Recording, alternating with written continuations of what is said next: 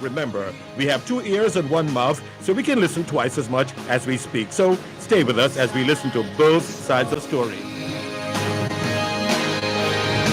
Both sides of the story. Both sides of the story.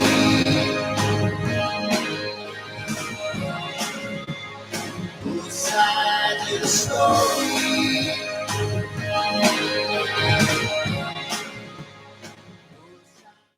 Knowledge is power.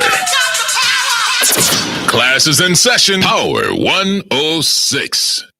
2 roads diverged in a yellow wood, and sorry I could not travel both and be one traveler. Long I stood and looked down one as far as I could to where it bent in the undergrowth, then took the other as just as fair, and having perhaps the better claim because it was grassy and wanted weir, though, as for that, the passing there had warned them really about the same, and both that morning equally lay in leaves no step had trodden black. Oh, I kept the first for another day, yet knowing how way leads on to way, I doubted if I should ever come back. I shall be telling this with a sigh. Somewhere, ages and ages hence, 2 roads diverged in a wood, and I took the one less traveled by, and that has made all the difference.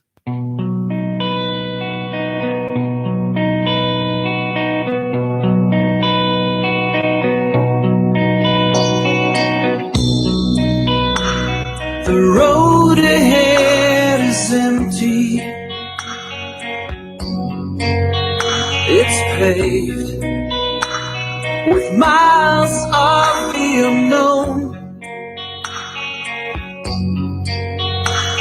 Whatever seems to be your destination, take life the way it comes. Take life the way it is.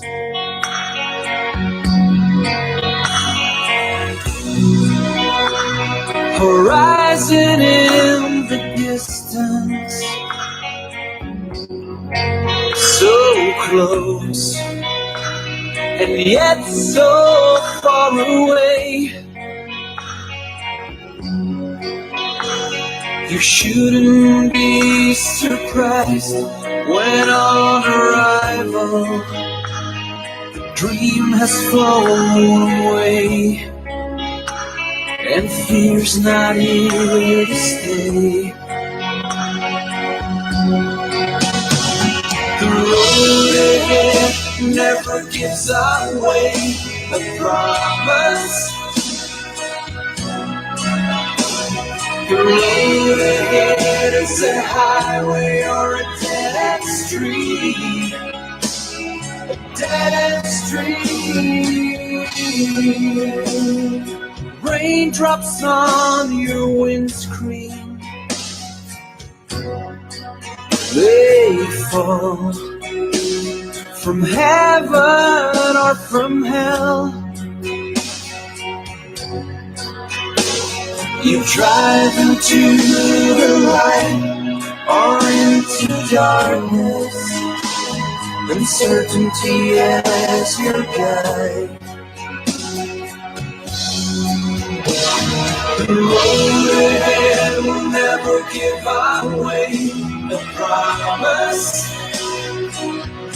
Oh, the road ahead is a highway or a dead-end street. Whoa, the road ahead never answers any questions, and nothing is sure along the way, not even tomorrow. Miles of the unknown ahead of you.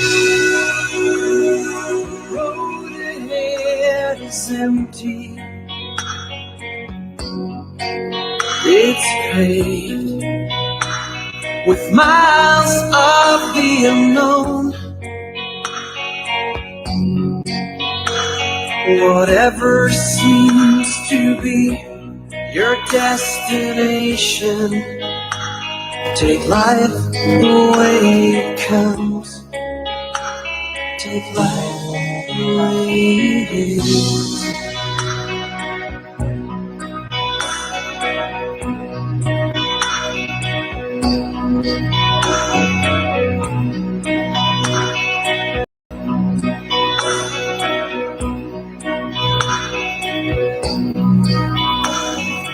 ...2021 to 2030 is the International Decade of Healthy Aging, the International Decade of Ecosystem Restoration, and the International Decade of Ocean Science for Sustainable Development.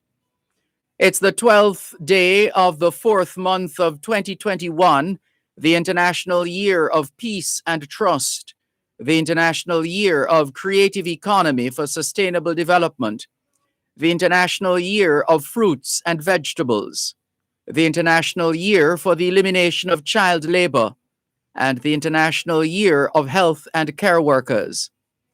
The month of April is being observed as World Autism Awareness Month, Arab American Heritage Month, and here in Jamaica, Cancer Awareness Month, Farmers Month, and Financial Literacy Month.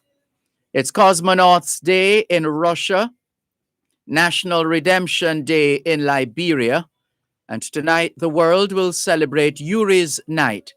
It's International Day of Human Space Flight. Hoy es lunes el 12 de abril 2021 y les saludamos en cualquier parte del mundo que nos están escuchando en este momento. Estamos muy agradecidos por el don de la vida y el privilegio de servirles en otra edición de su programa Both Sides of the Story, ambos lados de la historia. Nunca vamos a tomar su audiencia por sentado porque sabemos que ustedes tienen otras opciones. Y esta es la razón por la cual jamás olvidamos darle las gracias por elegir Both Sides of the Story, ambos lados de la historia, de lunes a viernes, desde las 2 hasta las 5 de la tarde, aquí en Power 106 FM. La misión continúa para educar, capacitar, iluminar y estimular el espíritu empresarial. Bienvenidos. Or into darkness, uncertainty as your guide. The road ahead will never give away the promise. Oh, the road ahead is a highway or a dead-end street. C'est lundi le 12 avril 2021 et nous vous saluons tous qui nous écoutez où que vous soyez dans le monde. Nous sommes reconnaissants du don de la vie ainsi que du privilège d'être à votre service par une nouvelle édition de votre programme Both Sides of the Story, le pour et le contre. Nous ne considérons pas votre fidélité comme l'un de soi parce que nous savons que vous avez l'embarras du choix. C'est pourquoi nous n'oublions jamais de vous remercier de choisir d'écouter Both Sides of the Story, le pour et le contre, du lundi au vendredi de 2h à 5h de l'après-midi sur notre antenne Power 106 FM. Nous continuons notre mission d'éduquer, d'habiliter, d'éclairer et d'encourager l'esprit d'entreprise. Bienvenue. Take life the way it comes. Take life the way it is. All we're saying is it's Monday, the 12th of April, 2021, and we greet you well wherever in the world you are listening to us right now.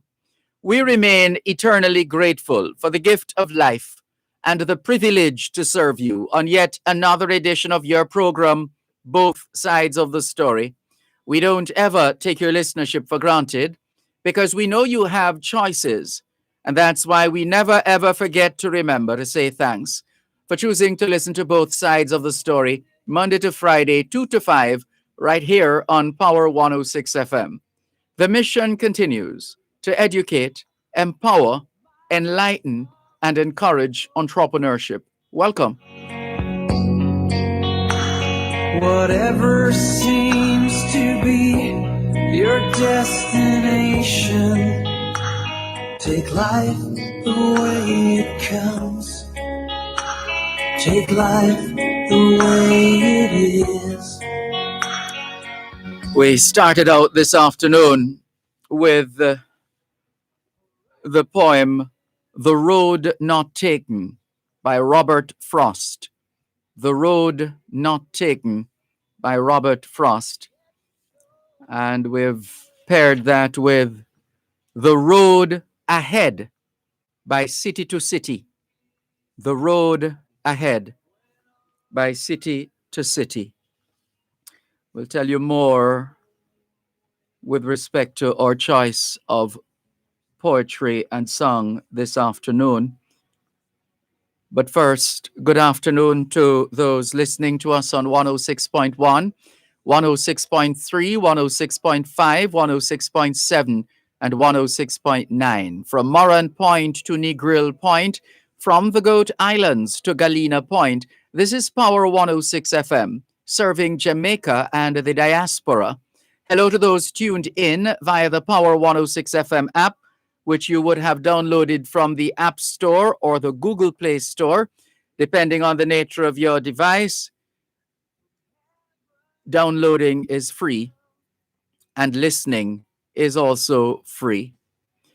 We acknowledge those who have dialed a designated number to listen to Power 106 FM from the United States and the United Kingdom. Those in the United States who wish to dial a number to listen to Power 106 FM can call 631-359-8281, 631-359-8281. And if you're in the United Kingdom and you wish to dial a number to listen to Power 106 FM, your number is 0330-606-0953, 0330-606-0953. There's more after the break. Yes, and nothing is sure.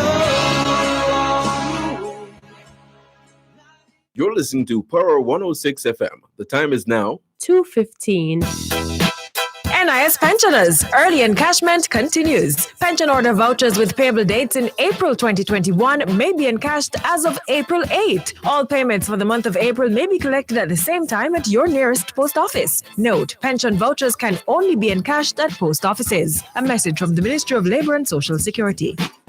Hose Assembly and Supply HAS is the best at what they do. They supply hoses, fittings, and tools. They guarantee they are unbeatable in price and quality combined. Branded by you as the hose and tool boss with the most effective industrial solutions. Come, experience the joy of shopping with the hose boss. Call 876-923-3936 or visit them at 173 Hagley Park Road, 2 Charlesworth Crescent, or Montego Bay Trade Center. HAS would like to thank their customers for over 30 years. The Gleaner Premium will excite your digital media experience, satisfy your appetite for exclusive stories and special access to editors' fora, videos, podcasts, and much more. To subscribe, go to jamaica-gleaner.com/premium and select the e-Gleaner or website option. Welcome to your new digital experience, the Gleaner Premium. Free for a limited time only. With miles of the unknown, whatever seems to be your destination, take life the way it comes. Take life the way it is. We welcome those of you watching us on Facebook Live on the Dervan Malcolm Facebook page and affiliated pages. If you're not there yet, log on to Facebook. In the search box atop the page, type DERVAN MALCOLM, and you'll be able to not just hear but see what's happening on both sides of the story. If you don't have a Facebook account or any other social media accounts for that matter, but you still would love to watch both sides of the story here on Power 106 FM, we're live on YouTube. All you need is a device and access to the internet plus a browser, a window that you can type the name of this host or this program in, and you will be able to watch both sides of the story. So log on to, go to the YouTube website and type DERVANMALCOLM, and you'll be able to see what's happening here in the studios of Power 106 FM. We got news earlier today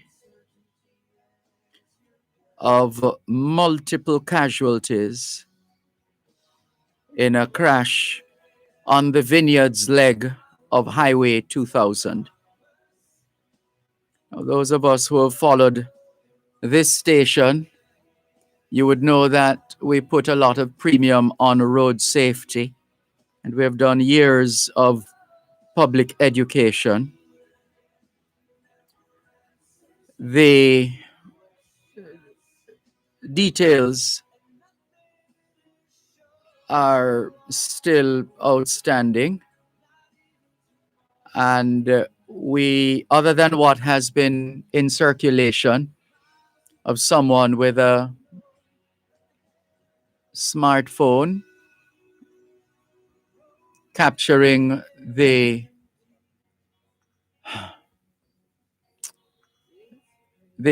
let's just say the images at the scene of this horrific crash, we have heard a figure already in terms of the number of deaths, but we have not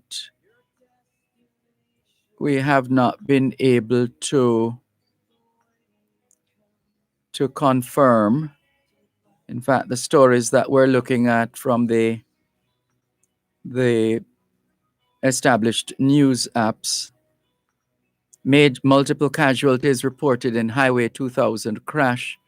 The police have confirmed that there has been a major crash on the Vineyards leg of Highway 2000.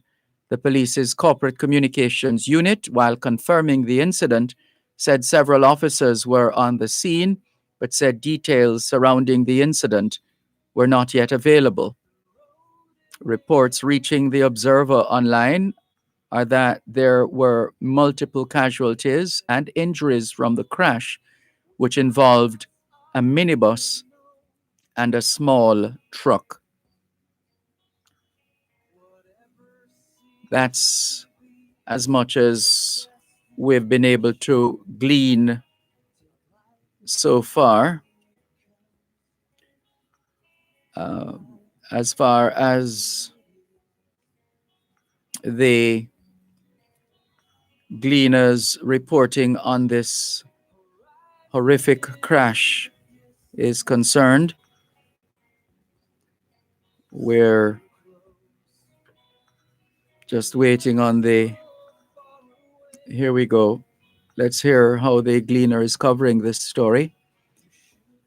Multiple casualties and injuries have been reported following a major crash along the Vineyards leg of Highway 2000 in St. Catherine, in the vicinity of the Spanish Town exit. Eyewitnesses reported that a minibus with passengers crashed into a small truck laden with hardware material. The impact sent the truck crashing into a sign along the highway, while the minibus flipped before coming to a halt in the median. And the gleaner has video footage of the scene, captured obviously from a smart device.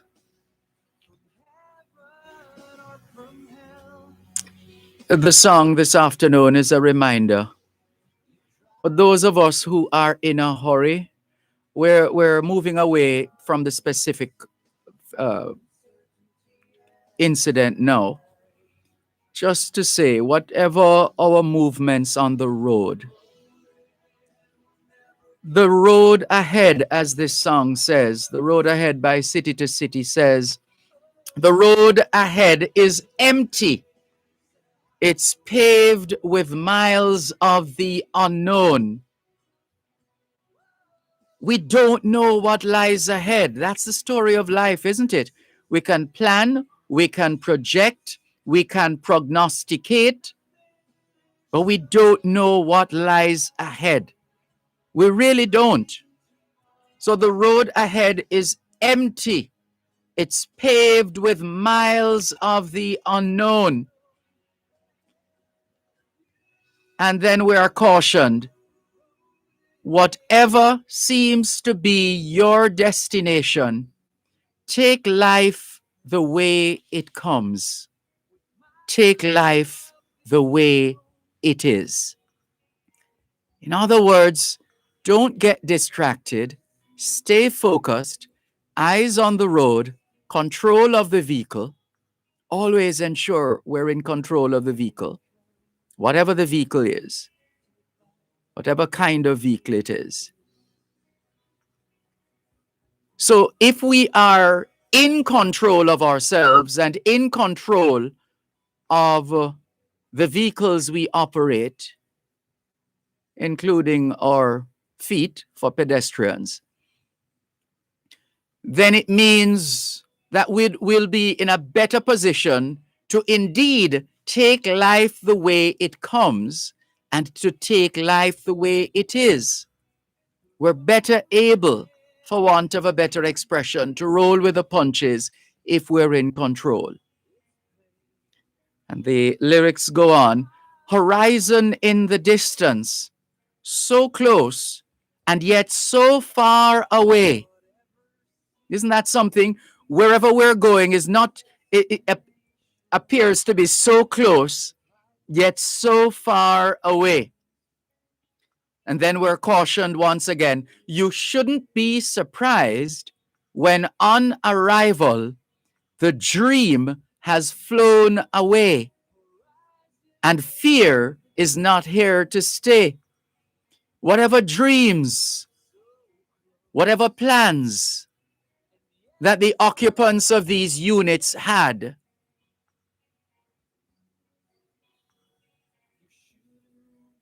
have, well, depending on the nature of these dreams and plans, for the most part, at least in the immediate situation, and sadly for those who have perished, condolences to their families, the dream would have flown away.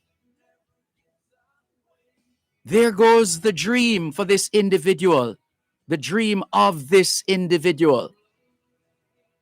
Whatever the plans, whatever the goals, dashed. And fear is not here to stay. Gonna come to reality, come to grips with the reality at some point, as painful for those of us who would have survived such a crash. The road ahead never gives away a promise. There's no way you can call the road ahead, call ahead to the road ahead to say, can you tell me what is lying up the road there or likely to happen up? No, there's no such thing. The road ahead never gives away a promise. And here's the profound part. The road ahead is a highway or a dead-end street. And the writer repeats, a dead-end street. The road ahead is a highway or a dead-end street. It's what we make it, actually, in a manner of speaking. It really is what we as road users make it. A highway or a dead-end street. Raindrops on your windscreen, they fall from heaven or from hell. You drive into the light or into darkness, uncertainty as your guide. Driving into the light, we would imagine, would mean a safe journey. Driving into darkness would suggest a treacherous journey, potentially. And what's our guide? Uncertainty. Uncertainty, because we don't know what lies ahead, on the road ahead. The road ahead, the writer repeats, never promise. The road ahead is a highway or a dead-end street. The road ahead never answers any questions. That's what we just said. You can't ask the road ahead what is ahead or what to expect. The road, no, it doesn't work like that. And nothing is sure along the way. Not even tomorrow. Nothing is sure along the way, not even tomorrow. Imagine the plans that the occupants of these vehicles would have had for tomorrow, thinking that tomorrow would be sure or assured. The song says, nothing is sure along the way, not even tomorrow, with miles of the unknown ahead of you. The road ahead is empty. It's paved with miles of the unknown. Whatever seems to be your destination, please, our word, please take life the way it comes. Take life the way it is. Promise. The road ahead is a highway or a dead-end street. A dead-end street. Raindrops on your windscreen. They fall from heaven or from hell. You're listening to Power 106 FM. The time is now 2:30. The Michael University College is celebrating its 185th anniversary and will be staging its annual virtual research day on Wednesday, April 14, 9 a.m. to 4 p.m. under the theme Reorienting Education, responding to the impact of COVID-19. Guest speakers the Honorable Fable Williams, MP, the Minister of Education, Youth and Information, and Dr. Wayne Wesley, Registrar and CEO, Caribbean Examination Council, and much, much more coming from the Michael University College Virtual Research Day via Zoom, ID 973-075-93344. COVID-19 is still here.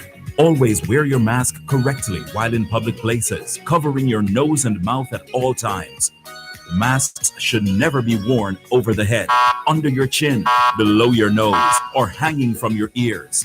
Recovery from COVID-19 can take up to 60 days or more. The mask or the ventilator? You choose. A message from the Ministry of Health and Wellness. The eGleaner meets your needs for fast and easy comprehensive coverage as we keep you in the know even while on the go. Click, download, and take your stories with you. Create collections and read later. Current affairs and past issues anywhere and anytime with the eGleaner. Share in the eGleaner experience when you sign up for Gleaner Premium. Learn more at jamaica-gleaner.com/premium.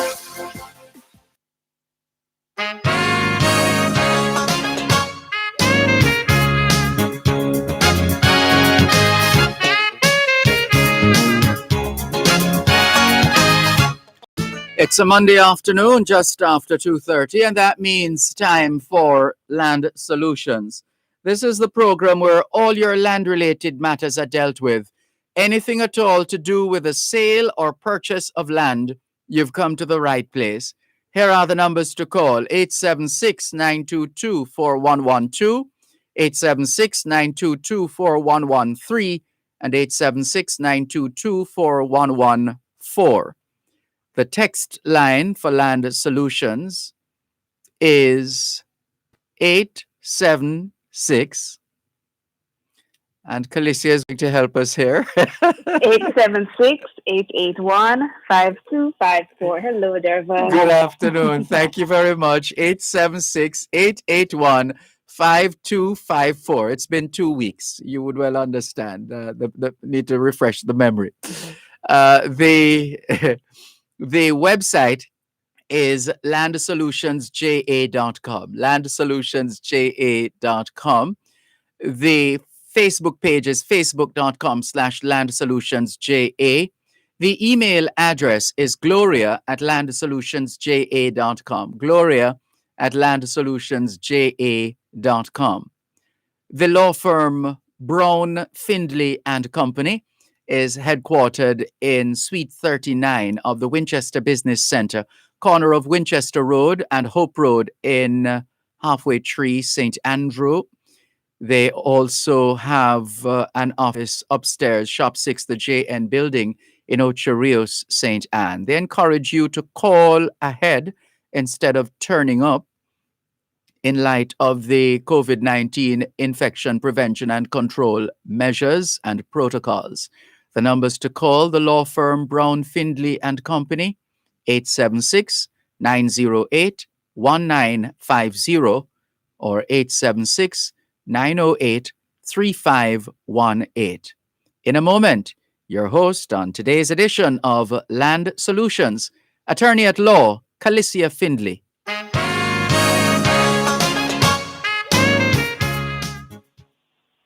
Thank you, Dervan. Good afternoon, listeners, and welcome to another edition of Land Solutions. As Dervan just said, I'll be your host for today, Calicia Findley. Hope everyone had a safe Easter. We weren't on last Monday, that was Easter Monday, but I suspect quite a few of you thought we would have been on because I received quite a few text messages, so I'll try my best to get to those. But as always, keep sending your messages. Again, it's 876-881-5254. That's the text and WhatsApp number.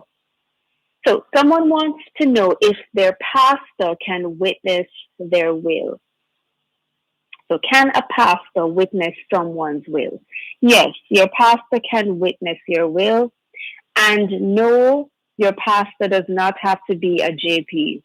I know many of us out there still think that if you are doing your will on your own, meaning without the assistance of an attorney, that it must be witnessed by a justice of the peace. That is absolutely not the case. Anybody over the age of 18 who is not getting a gift in the will and who is not a spouse of someone who's getting a gift in the will, any of those persons can witness your will. Let me go again. So as long as the witness in your will is not getting something, and as long as the witness is not a spouse of someone who's getting something, meaning not a spouse of the beneficiary, then anyone over 18 can witness your will. If a justice of the peace happens to be one of your witnesses, they do not need to use their stamp or seal. They just need to write their name, put their signature.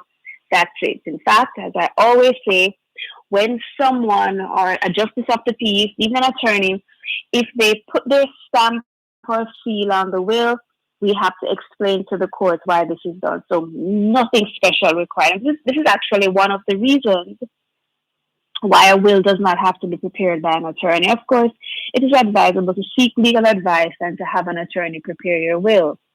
But because of how the Wills Act is structured, it making it easy for people to make their wills, you can do a will without formalities. Hence the reason why anyone over 18 can witness your will. So again, yes, your pastor can witness your will. Continuing with our messages, and again, our numbers to call in live on air today, 876-922-4112-5. I've been off for 2 weeks. I think I need to refresh my memory just like Dervan. Again, the numbers are 876-922-4112-5. And our text and WhatsApp line 876-881-5254. Someone wants to know, can I cancel a sale agreement because of COVID? This issue has been coming up quite frequently, and as you know, with COVID, everything is delayed. Everything everywhere, every government agency, the stamp office, at court, titles office, things are just taking a longer time. Whether because people are not in office as often, or people are just out ill. So this is a live issue, and in particular with a sale agreement, what I see happening is that a lot of purchasers who would have entered agreements, they no longer have access to funds that they were counting on. Maybe they have had to use those funds for some other purposes, or, because of the pandemic, they could have been laid off, or if they were business owners, their income has fallen drastically. We've all had serious, had the effects of COVID, whether even if we don't have the illness, we've all had some repercussions caused by COVID. So can you cancel a sale agreement because of COVID?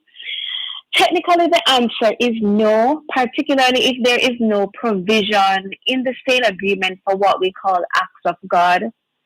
And in this case, COVID could be technically qualified as an act of God, or an unforeseen event. Usually in some sale agreements, we have a clause that says where anything unforeseen arises, then that can give you a little leeway if there's any delay.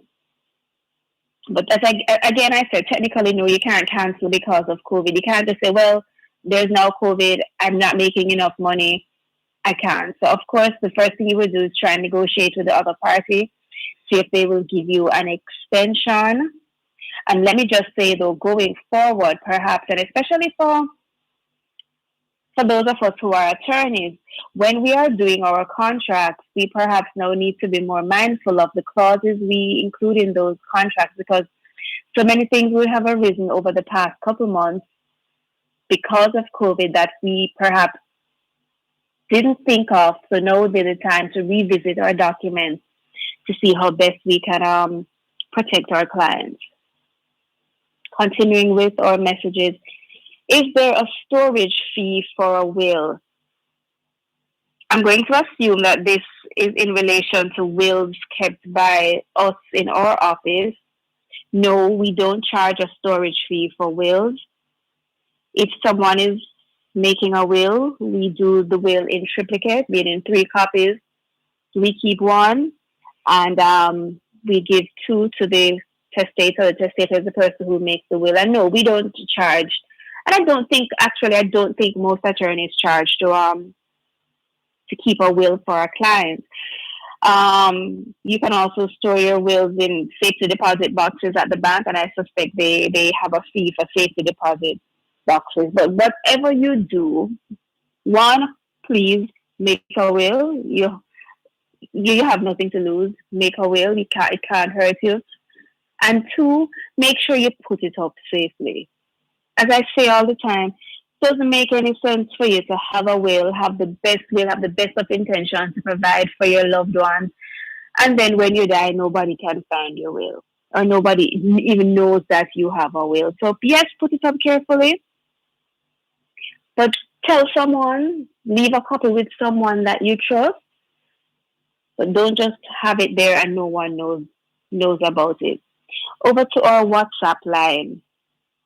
If someone thinks they are a beneficiary but doesn't know the attorney who is dealing with the estate, how can they trace the will? This perhaps takes me back to the previous question, where someone may not even know that you have a will or that they are a beneficiary or an executor. Oh, and let me just say, this happens all the time too, in particular with executors. I find it happens that a lot of executors only find out that they have been named as an executor after the person dies. Remember, an executor is the person in charge of carrying out the deceased person's wishes and ensuring that the estate is taken care of.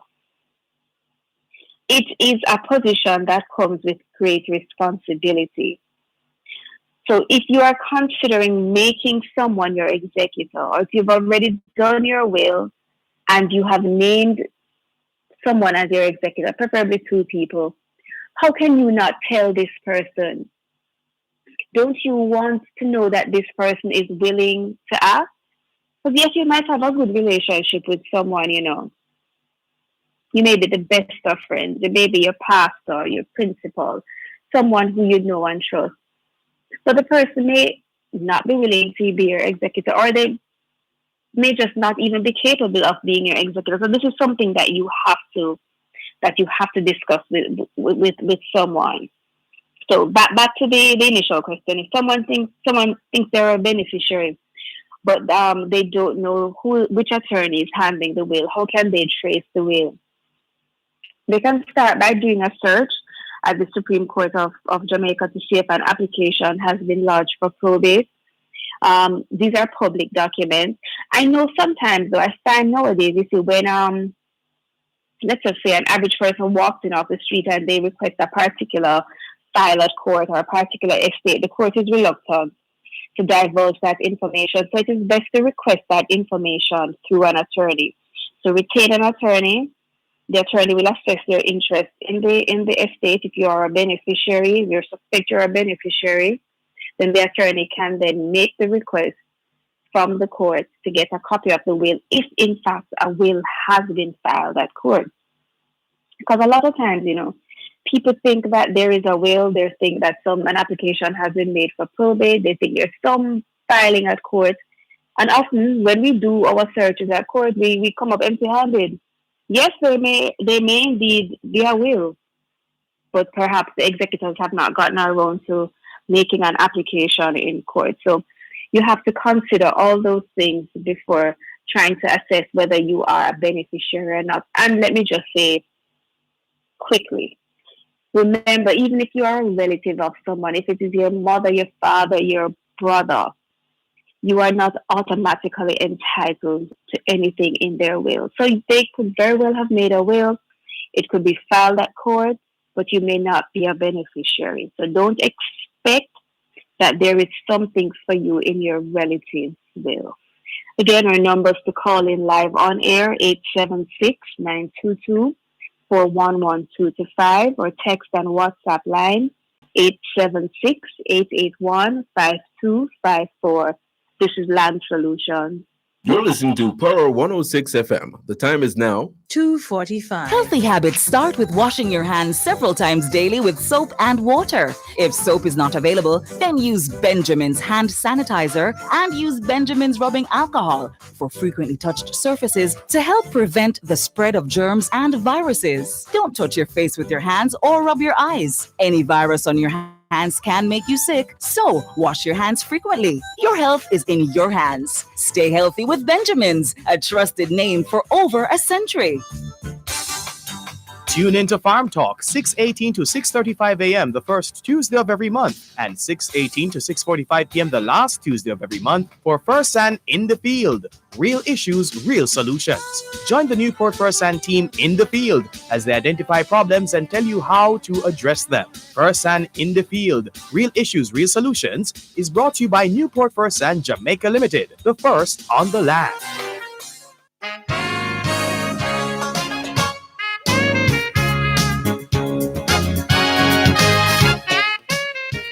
It's a Monday afternoon, just after, it's minutes to 3 now. It means we're well on our way here on today's edition of Land Solutions. This is the program where all your land-related matters are dealt with. Anything at all to do with the sale or purchase of land, land surveys, making a will, willing property, the whole works. This is the place. This is the time. Here are the numbers to call. 876-922-4112, 876-922-4113, 876-922-4114.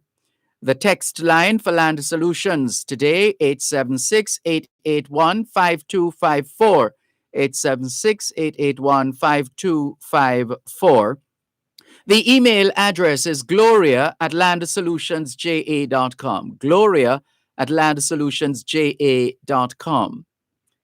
The website is landsolutionsja.com.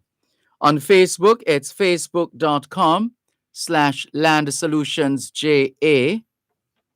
If you wish to get in touch with the law firm Brown, Findley and Company, they're headquartered in Suite 39 of the Winchester Business Center, corner of Winchester Road and Hope Road in Halfway Tree, St. Andrew.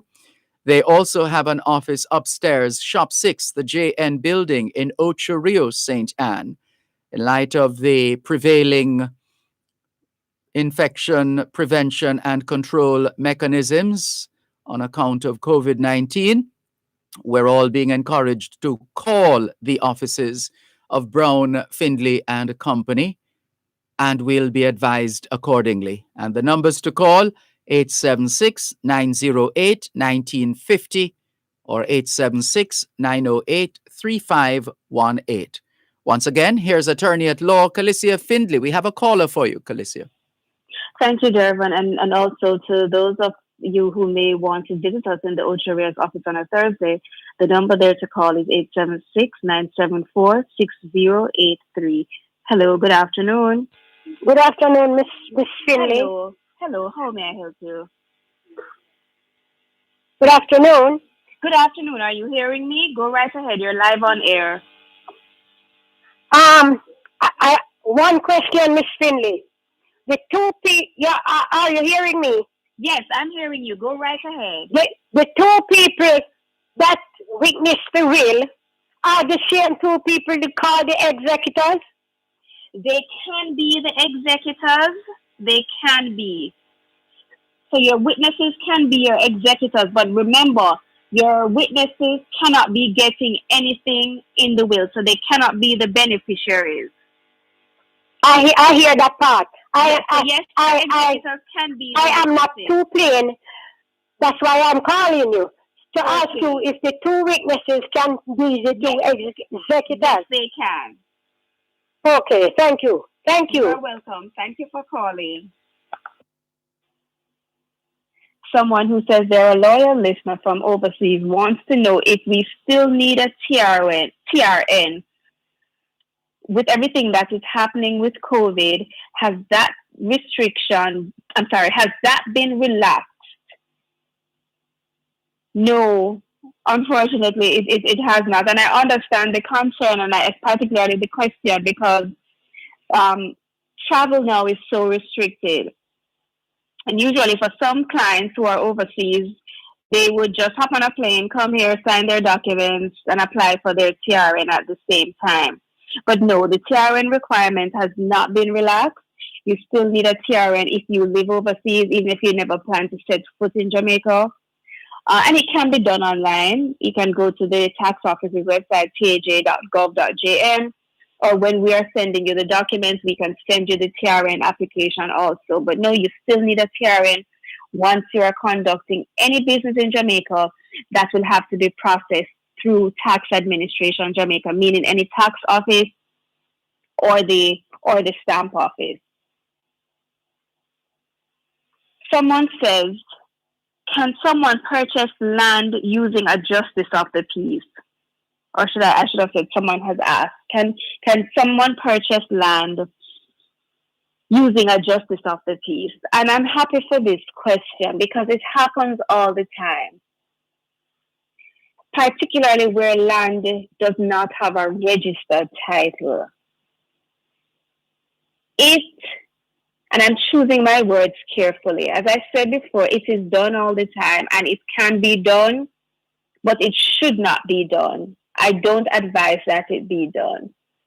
Many justices of the peace are not attorneys at law, so they do not have the legal knowledge of what needs to be done in terms of preparing a sale agreement and effecting the legal transfer of land from a seller to a buyer. So usually what happens is, when people go before a justice of the peace, they literally just write up something on a piece of paper that says, I, John Brown, sell Mary Smith this piece of land for this amount of money, both parties sign it, and the justice of the peace witnesses the document. But that again does not legally transfer the document. So in buying or selling property, an attorney should represent each party in agreeing to the terms and ensuring that those terms are in a proper sale agreement.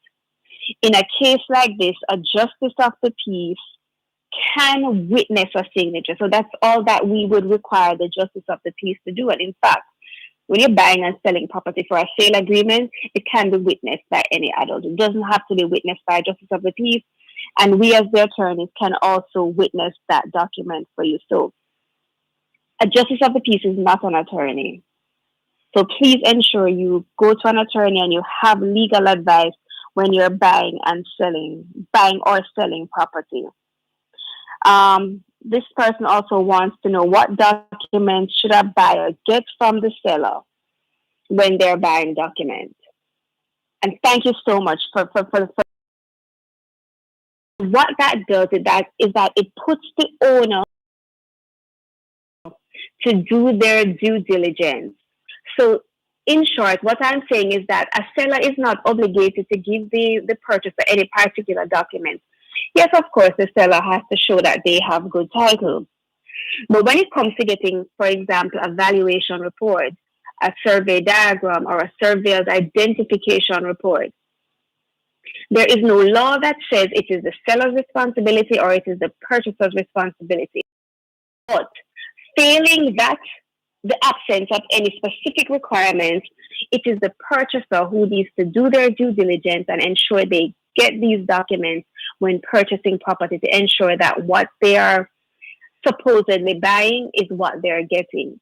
In fact, when you are getting a mortgage, the mortgage companies require that the purchaser gets a valuation report and a surveyor's identification report, and of course, sometimes a structural engineer's report if the building is old or in need of repairs. And for those reports, the valuation report and the structural engineer's report, many mortgage companies, if not all, want to specifically see the purchaser's name on those documents to show the purchaser who requested and commissioned those documents. So sometimes a seller will say, yeah, man, I have my valuation report already. I'll give it to you for you to use. And as a seller, you take that and you take it to your mortgage company. And the mortgage company will say, no, we're not accepting it because this was not commissioned by you.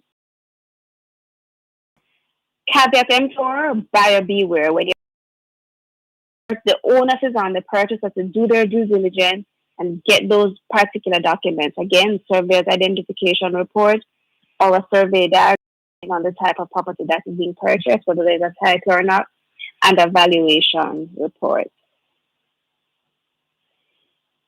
Two people on a title and only one has paid for it. How do I remove the other person's name? All right, you can't just remove, and especially if you are a loyal listener, this is something we discuss all the time. You can't just remove a person's name from a title. I recall someone said that I think they had separated from their husband. I don't quite remember the circumstances, but there were two names on a title, and that person was just so upset with the other person that they used a marker and crossed off the other person's name off the title, thinking that would have been sufficient to cancel that person's interest. Of course, it was not. And not only that, doing something like that, defacing a title, is actually a criminal offense. So how do you remove someone's name off the title? One, you can't just remove the person's name off the title. If the person is in agreement to have their name removed from the title, both of you will retain an attorney, and you can have separate attorneys also, particularly if there is disagreement. And one of the attorneys will prepare what we call a transfer document. So you'll be essentially transferring from two persons back to one of the original persons on the title. If the person whose name is to be removed from the title does not agree, then we're talking about something completely different. And we see this happening all the time. So John and Mary will buy, or let me go again. John will buy property, add Mary's name to the title. They have a falling out. John wants to remove Mary's name. Mary does not agree for her name to be removed.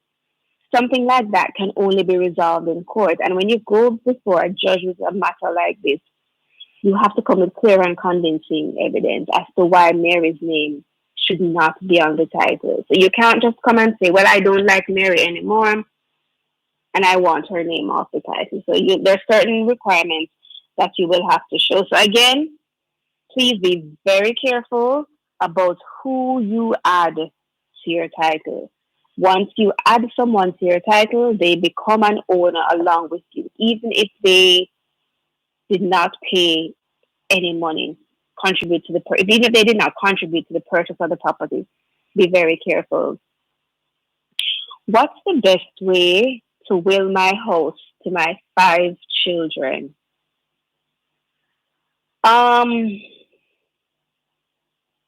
You can, or there are pretty much just 2 options. You can will it to your children as joint tenants, or you can will it to them as tenants in common.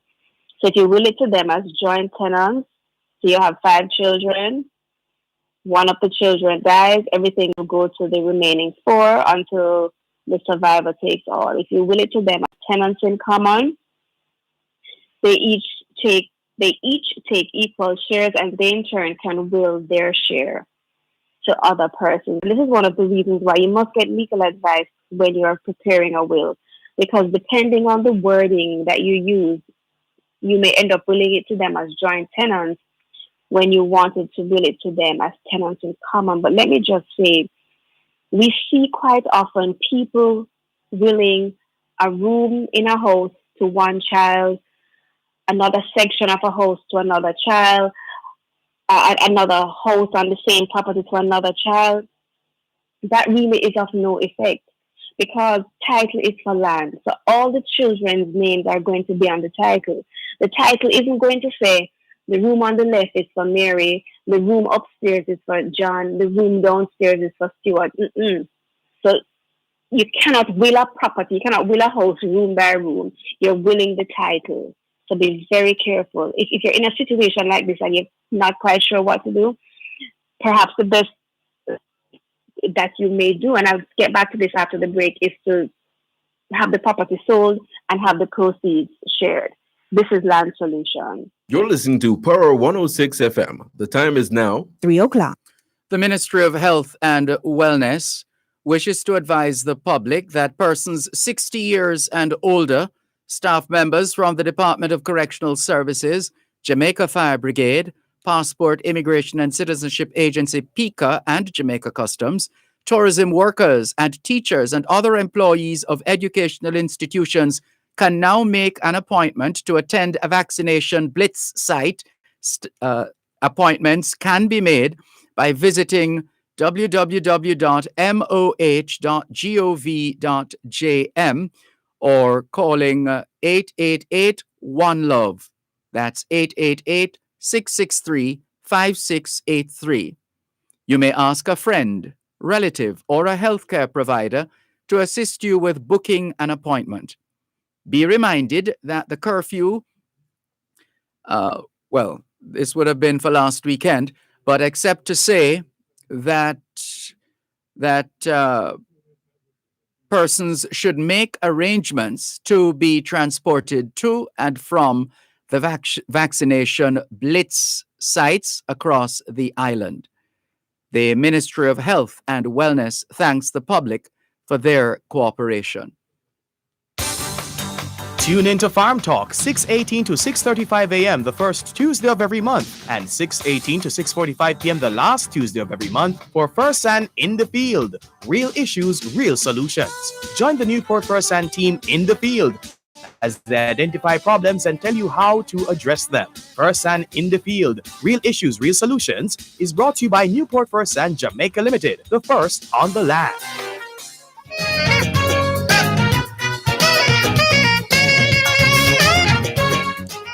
You're listening to Land Solutions during both sides of the story here on Power 106 FM. Land Solutions, the program where all your land-related matters are dealt with. Anything at all to do with the sale or purchase of land, you've come to the right place. 876-922-4112, 876-922-4113, and 876-922-4114. The text line for Land Solutions today, which doubles as a WhatsApp number as well, 876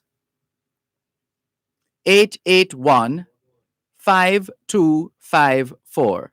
876 881 5254. The website is landsolutionsja.com. On Facebook, it's facebook.com/landsolutionsja. The email address is gloria@landsolutionsja.com. gloria@landsolutionsja.com. The law firm Brown, Findlay and Company is headquartered in Suite 39 of the Winchester Business Center, corner of Winchester Road and Hope Road in Halfway Tree, St. Andrew. They also have an office upstairs, Shop 6, the JN Building in Ocherios, St. Anne. They encourage you to call ahead instead of turning up in light of the infection prevention and control mechanisms now in place. The numbers to call the law firm Brown, Findlay and Company, 876-908-1950, 876-908-3518.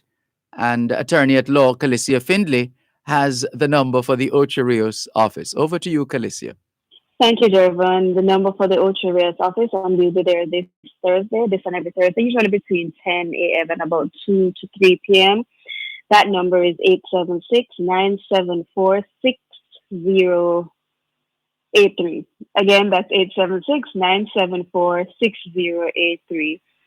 Continuing with this text message, what's the best way to will my house to my 5 children? As I was saying before the break, what we see happening quite a bit for persons who do their wills on their own, when it comes time to have the will probated, we'll see a particular clause in a will that says, I'm just giving an example. Someone is willing sections of a house to their different family members. So they'll say this particular room for this particular child, another room for a particular relative. Titles are for land. So you can't will sections of a house. So on the title, you're not going to see that this house upstairs is for this person, this house downstairs is for that person. You'll never see something like that on a title. What you will see on the title is that the property has been transferred to these 5 children, either as joint tenants or as tenants in common. And remember, as joint tenants, the survivor gets everything. So if you have 2 children and you will your property to them as joint tenants, one child dies first, the other child gets everything. If you will your property to them as tenants in common, each of them can in turn will their separate share. So, of course, it's best to have legal advice when preparing your will. But if you are doing your will on your own, and your intention is that you want your children to own as joint tenants, you would simply say in your will, I will my house to my children, John and Mary, full stop.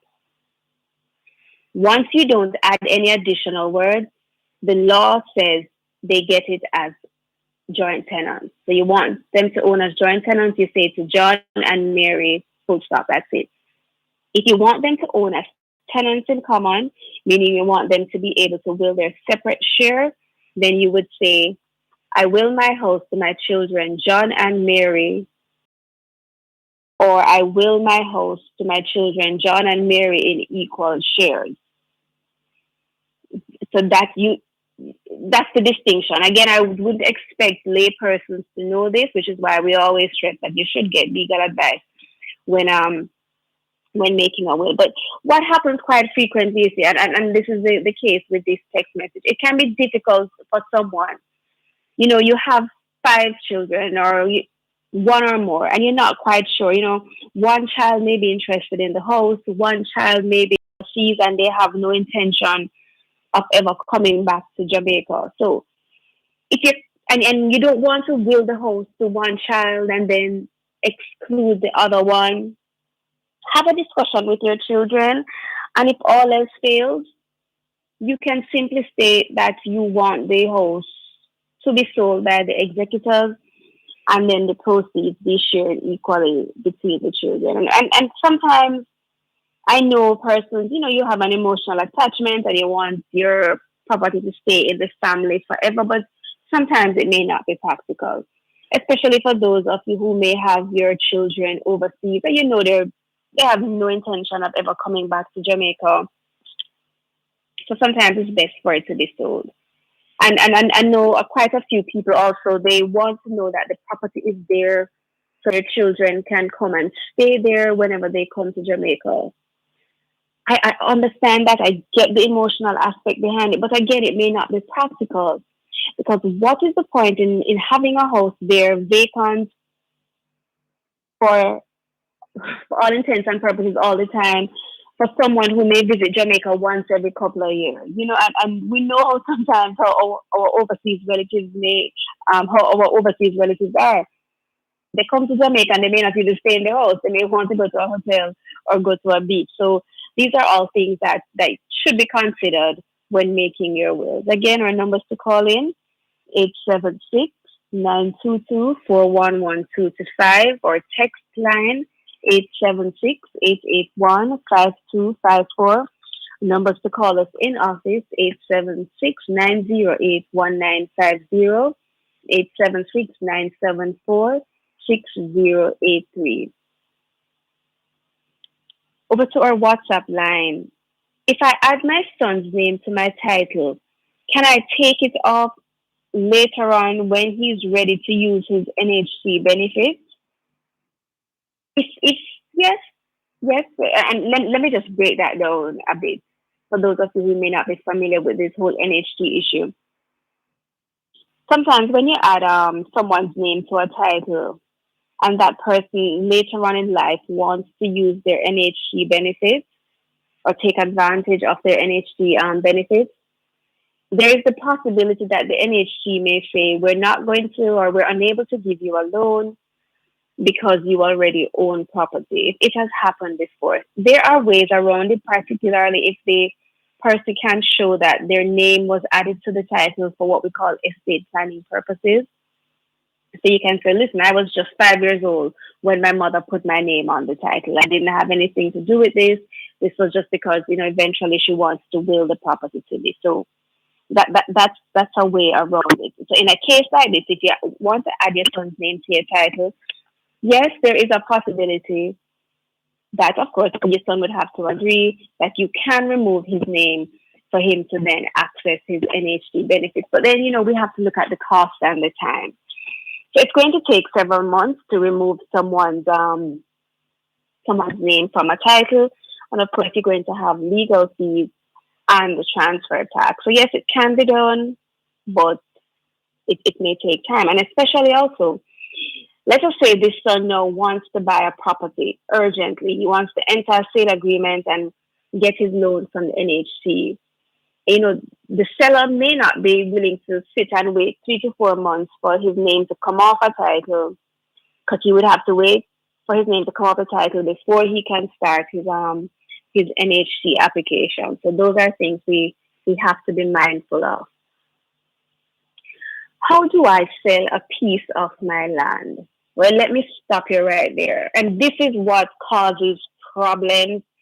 This is what lands developers in problems. This is what causes attorneys to be in trouble.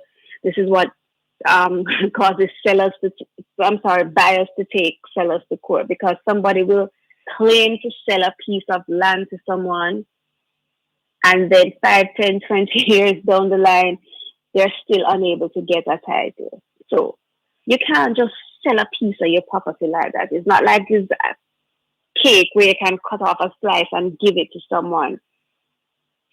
You first have to subdivide your property. And getting a diagram is not the same as subdivision. So some people will say, yes, all right, I own 2 acres I'm going to survey a quarter acre, and they feel that once they have the survey diagram for the quarter acre in their hand, it means that that parcel, that quarter acre, has been officially cut off. No, the survey is just the beginning of the process. So after your survey will come in, prepare the diagrams, and then submit them to the parish council for subdivision approval. Subdivision approval takes about 2 years.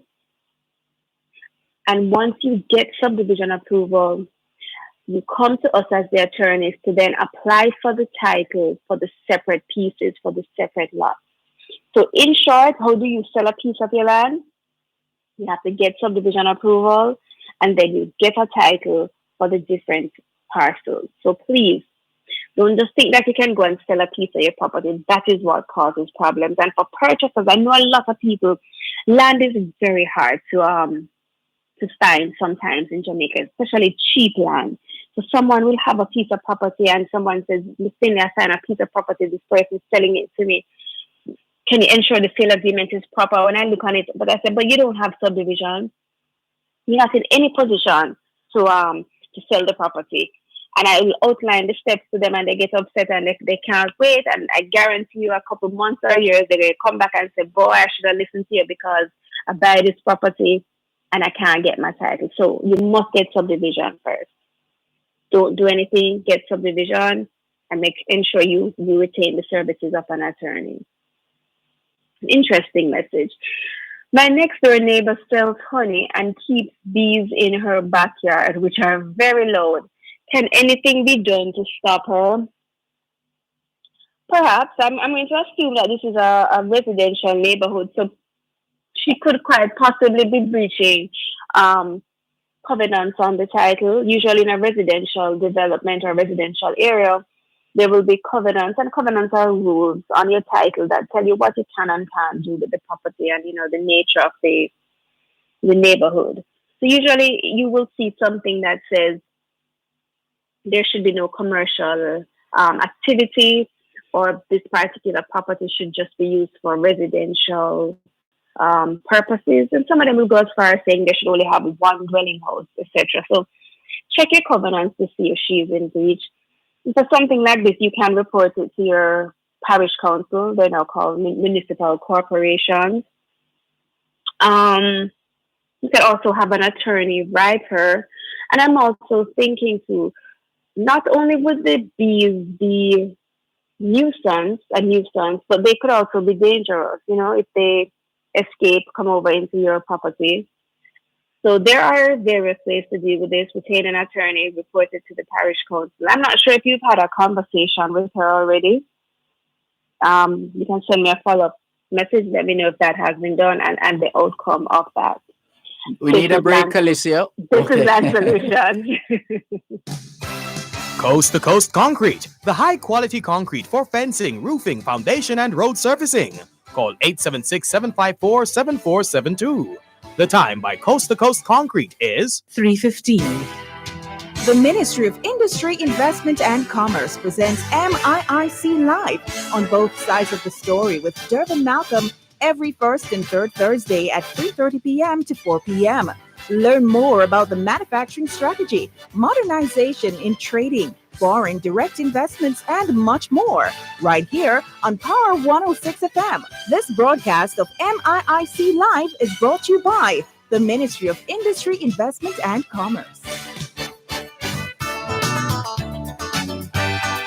It's the final segment of Land Solutions for today. And you would want to get in those questions now, wouldn't you? Now would be a good time before the program ends in another few minutes. Here are the numbers to call. Any question at all you have with respect to the sale or purchase of land, please call 876-922-4112, 876-922-4113, and 876-922-4114.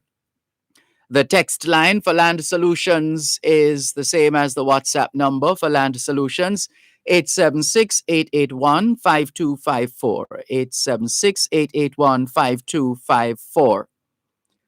The law firm Brown, Findley and Company is headquartered in Suite 39 of the Winchester Business Center, corner of Winchester Road and Hope Road in Halfway Tree, St. Andrew.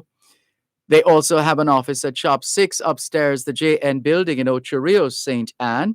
But you're encouraged to call ahead instead of turning up in light of the COVID-19 infection prevention and control mechanisms. The numbers to call the law firm Brown, Findley and Company, 876-908-1950 or 876-908-3518. Those who would wish to call the Ocho Rios office directly can dial 876-974-6083, 876-974-6083. The website is landsolutionsja.com.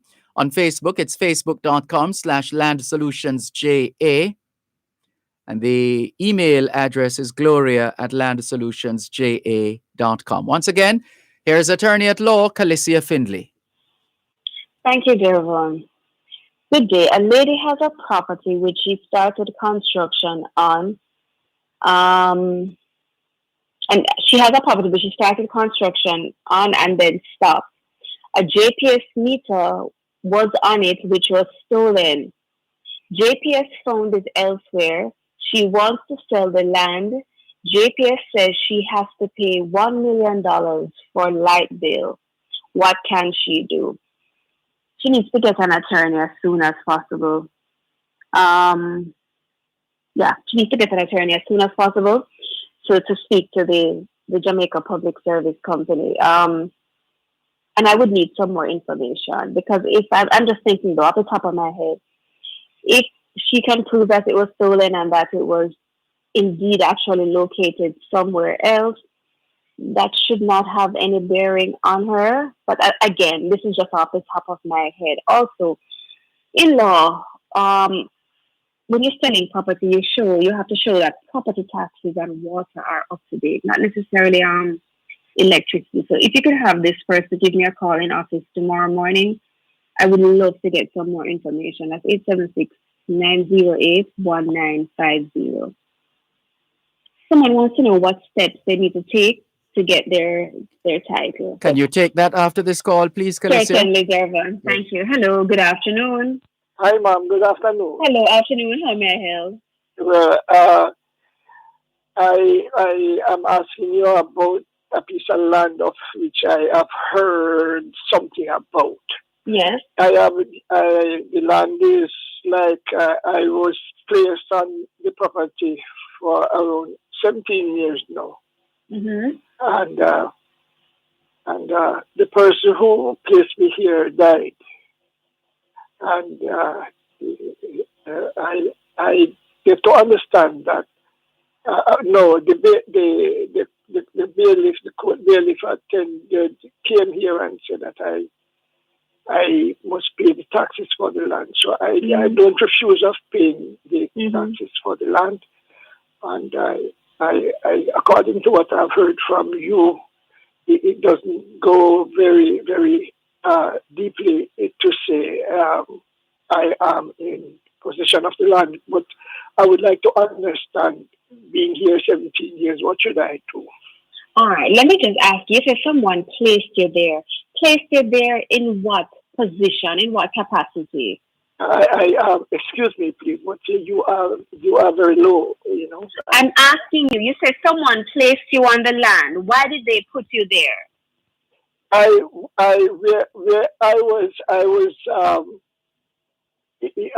couldn't stay there any longer, and I was having a difficulty finding a place.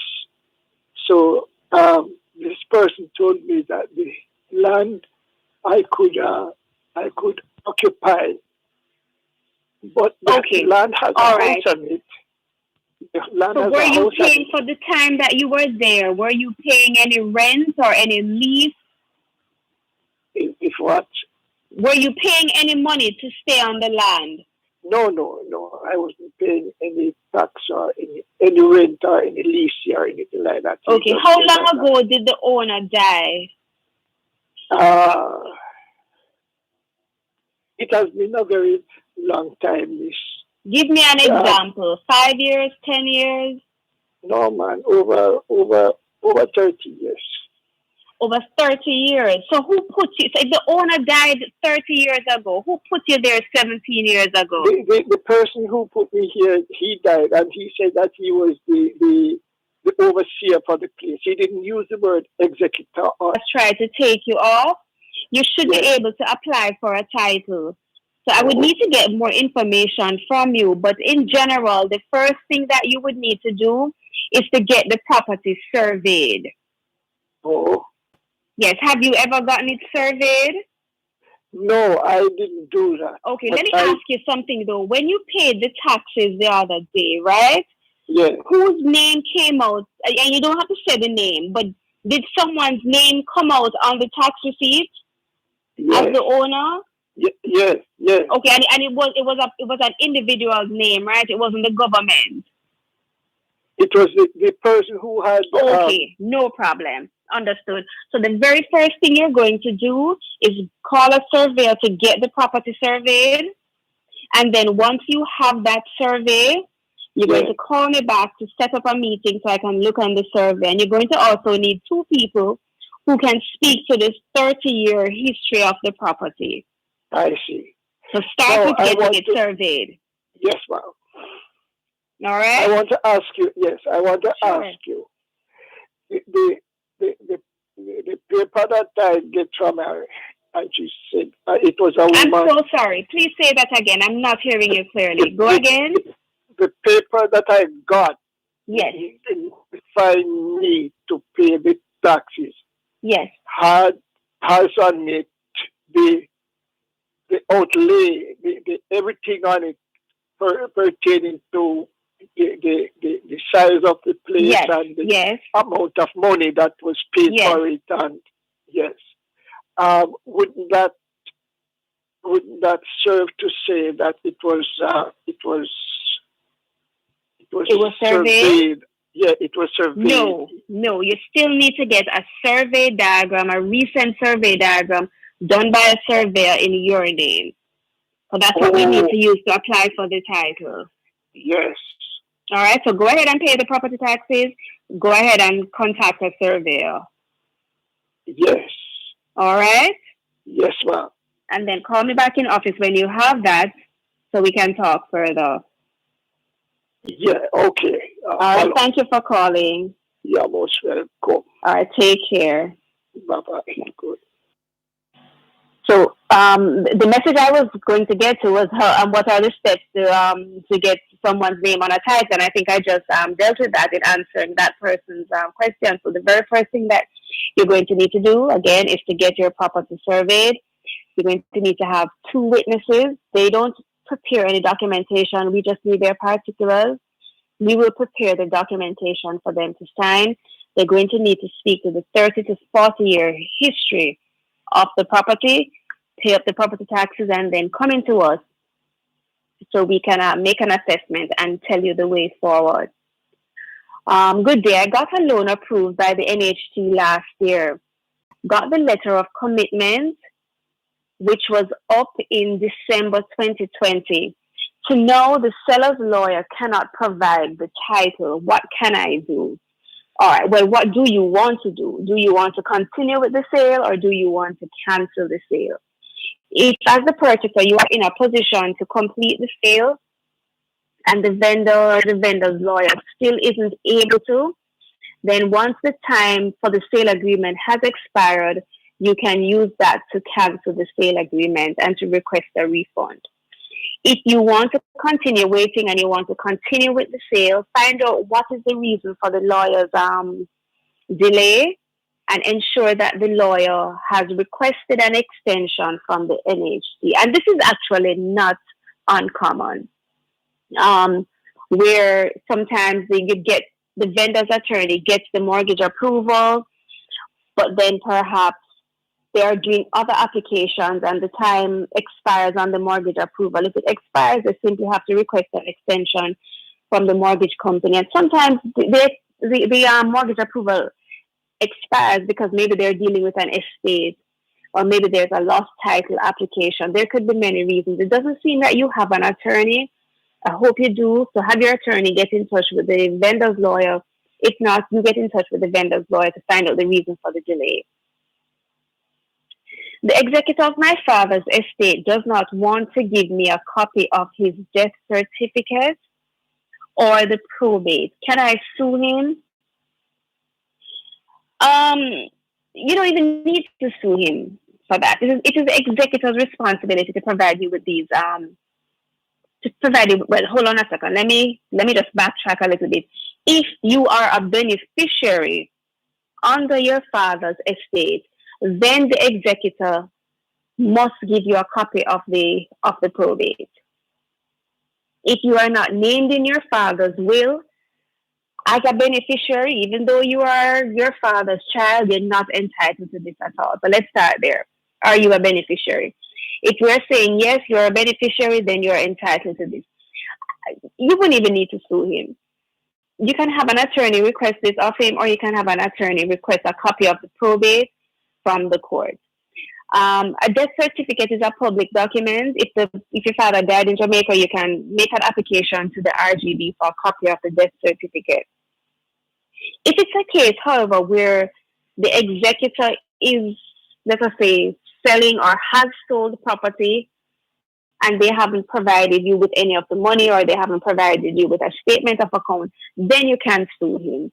But I wouldn't go and file a suit in court just to have a look at certain documents. That's going to take too much time, too much money, when you can get those documents on your own. So start there.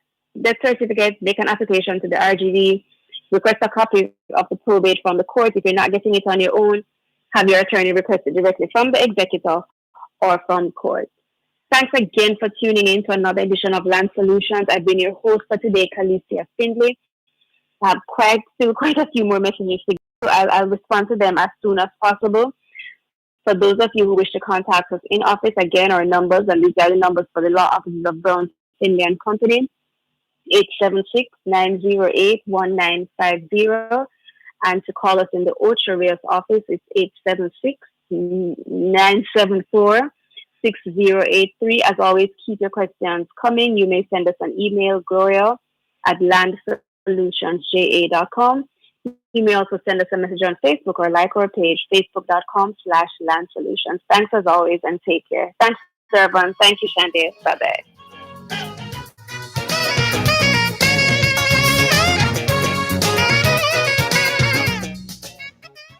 You're listening to Power 106 FM. The time is now 3:30. The Michael University College will host a virtual research day under the theme Reorienting Education, Responding to the Impact of COVID-19 on Wednesday, April 14 from 9 a.m. to 12 noon. Join Real Business with host Ralston Hyman and Dr. Andrew Sutherland and Power Talk with Ronnie Thwaites as they bring you highlights, workshops, panel discussions, and much more from the event. This virtual broadcast is brought to you by the Michael University College. Nation building, leadership, innovation. That's a virtual broadcast from the Michael University College Annual Research Day, Wednesday, April 14, 9 a.m. to 12 noon, right here on Power 106 FM.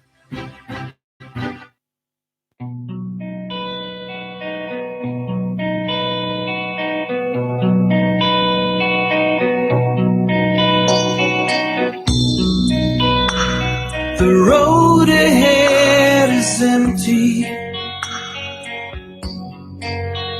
It's paved with miles of the unknown. Whatever seems to be your destination, take life the way it comes. Take life the way it is.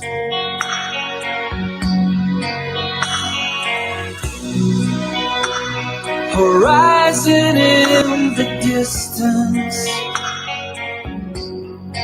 so close and yet so far away. You You shouldn't be surprised when on arrival the dream has flown away and fear's not here to stay. The road ahead never gives away the promise. The road ahead is a highway or a dead-end street. A dead-end street. Thanks a lot for staying with us here on your program, Both Sides of the Story, Power 106 FM.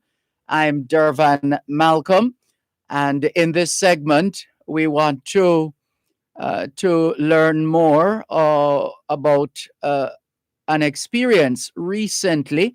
It's reported in today's Gleaner. The headline is Chang Under Fire from Diaspora Members. Security Minister's remarks at Town Hall meeting on addressing crime draws criticism. The story is written by Lester Hines, and it starts thus: offensive, disrespectful, shocked were few of the sentiments expressed by diaspora leaders concerning remarks made by Deputy Prime Minister and Minister of National Security, Dr. Horace Chang, during a virtual town hall meeting. Last Thursday's meeting was arranged by Jamaica's ambassador to the United States, Audrey Marks, during which Minister Chang sought to bring the diaspora up to date on how the government was tackling crime. In one of his responses to the members of the diaspora, Chang said he did not see how the diaspora could help. Jamaica has some of the best crime-fighting expertise in the world, and I cannot see any possible avenue to engage the diaspora expertise to help fight crime in Jamaica, said Chang. He added that some of the people leading the fight against crime in Jamaica hold multiple degrees representing the best and brightest. The minister said that the diaspora could best help with donations rather than expertise. This sparked outrage among some leaders. Right, just trying to bring it back up. Here we go. This sparked outrage among some leaders, saying that the government only wanted to get funding from the diaspora, but do not want to use its expertise. The head of the Jamaica Diaspora Crime Prevention and Intervention Task Force, Captain Dr. Rupert Francis, said many found in a statement, said he was most disappointed with Minister Chang's remarks. I believe that the experience and expertise that the diaspora possess will pave the way forward positively for our country, he said. Francis said many found Chang's remarks condescending and offensive, since a number of eminently qualified people of Jamaican heritage have been offering their services for free to Jamaica over the years. Many of these, he said, worked and continue to work in law enforcement in various countries and hold high-ranking positions.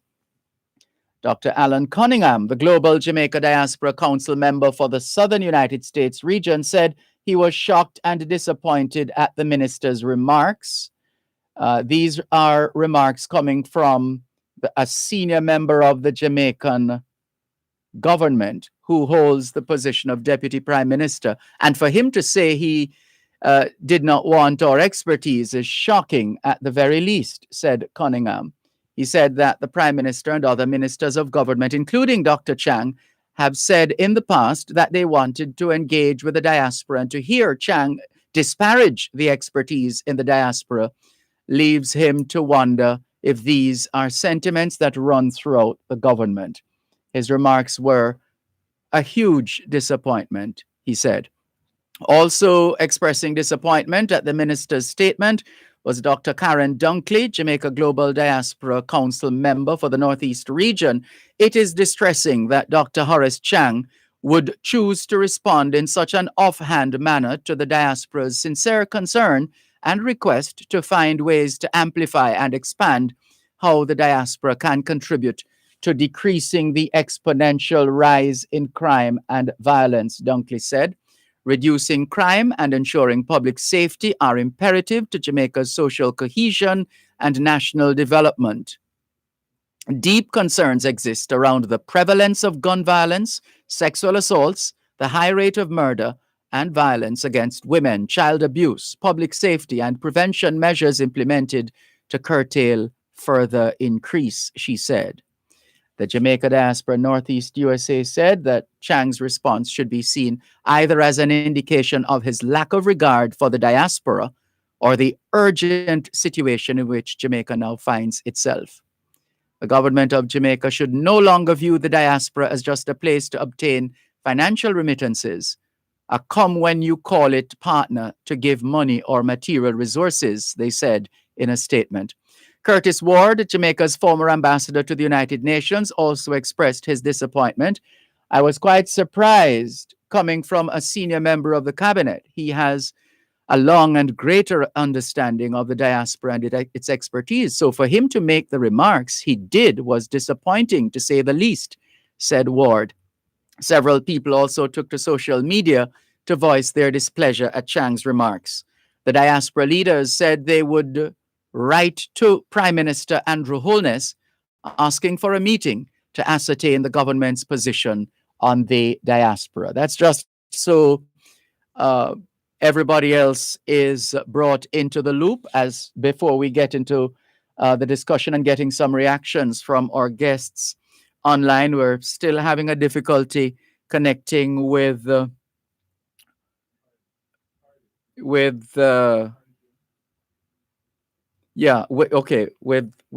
one of our guests, but we'll get the program going right now as we welcome the representative for the Northeast USA,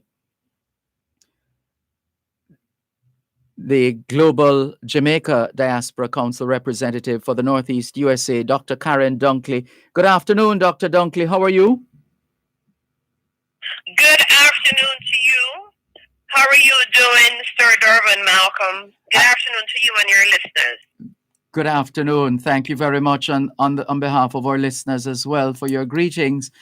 And also online, attorney at law and former high-ranking FBI official, Mr. Wilfred Rattigan. Good afternoon, Mr. Rattigan. How are you?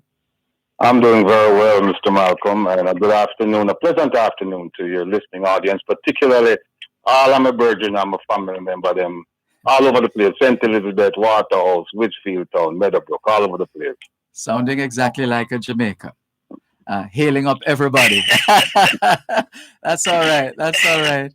All right. So now we just read the story published in today's Gleaner, written by Gleaner writer Lester Hines. How accurate is this account, would you say, Dr. Dunkley, based on having been on the call, as I understand it? The account is 100% accurate in terms of what happened, what transpired. I think that the feedback from the community leaders, certainly we can understand that. I have to tell you that that was a very tempered reporting, because from where I sit since the event, it's just been so many community leaders, people who are dedicated to Jamaica, who have just called just to process what happened, to see where and how we should proceed and how we continue to build bridges, because really outraged and just completely just shocking. It was shocking, you know, and as you heard the words disrespectful, shocking, disappointed, I think that for whatever the reason is, that this is a unique opportunity now to build a bridge so that we can see each other, Dervan, because I'm not sure at this point that Jamaica and the diaspora, we're the same people. We're talking about each other in otherness, like there is an other. And if we make ourselves the other person, then we become an other. So we're outside of ourselves when we're really the same people. We're the same community. So Dervan Mavatelli say it is an interesting moment, but we have to seize it to really redefine the relationship to move us forward. Hold it right there, Dr. Dunkley. Wilfred Rattigan, I thought the Jamaican expertise in terms of national security all over the world was already working with local law enforcement. That hasn't been the case? Well, before I answer that question, let me just because some of my friends them in Portmore and Rollington town. Donovan, Cadena and family. Okay, Mr. Malcolm.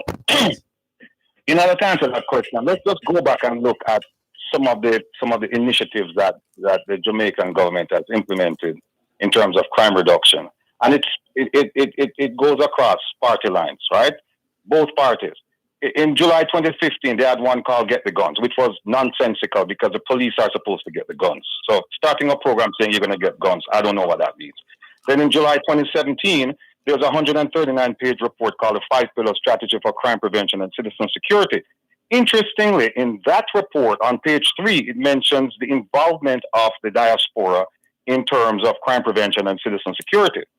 May 2019, the Prime Minister assigned a JDF colonel to coordinate an intensified phase of the government's anti-crime initiative of Plan Secure Jamaica. I don't know how many of you have ever heard of that plan. The government's multifaceted anti-crime initiative. Interestingly, we noticed that the government is putting military people in several key positions. Then in July 2019, we have the police commissioner's 7-point anti-crime plan. Remember now, in May 2019, July 2017, we had a 5-pillar strategy. Then July 2019, we have a 7-point anti-crime plan. The question is, have they been successful? And I dare say no, because I don't think we understand the difference between tactics and strategy. So, if you look at regular policing, zones or state of emergency, and you ask about their efficacy rate in terms of addressing the crime problem, woefully inadequate. Part of it is because the JCF was based on the British model of policing in the 1800s, and it's barely changing its approach to crime. Jamaica is still operating under a reactive mode. Meanwhile, the rest of the one moment, please. We need to take a break. Wilfred Rattigan, attorney at law, former high-ranking FBI official, and Dr. Karen Dunkley, the Global Jamaica Diaspora Council representative for the Northeast USA, discussing the recent online meeting of the diaspora, where the Minister of National Security, Dr. Horace Chang, seemingly brushed off the input or the offer of further assistance from the diaspora. You're listening to Power 106 FM. The time is now 3:45. The e-Gleaner meets your needs for fast and easy comprehensive coverage as we keep you in the know even while on the go. Click, download, and take your stories with you. Create collections and read later. Current affairs and past issues anywhere and anytime with the e-Gleaner. Share in the e-Gleaner experience when you sign up for Gleaner Premium. Learn more at jamaica-gleaner.com/premium. The Ministry of Industry, Investment and Commerce presents MIIC Live on both sides of the story with Dervan Malcolm every first and third Thursday at 3:30 p.m. to 4 p.m. Learn more about the manufacturing strategy, modernization in trading, foreign direct investments, and much more, right here on Power 106 FM. This broadcast of MIIC Live is brought to you by the Ministry of Industry, Investment and Commerce.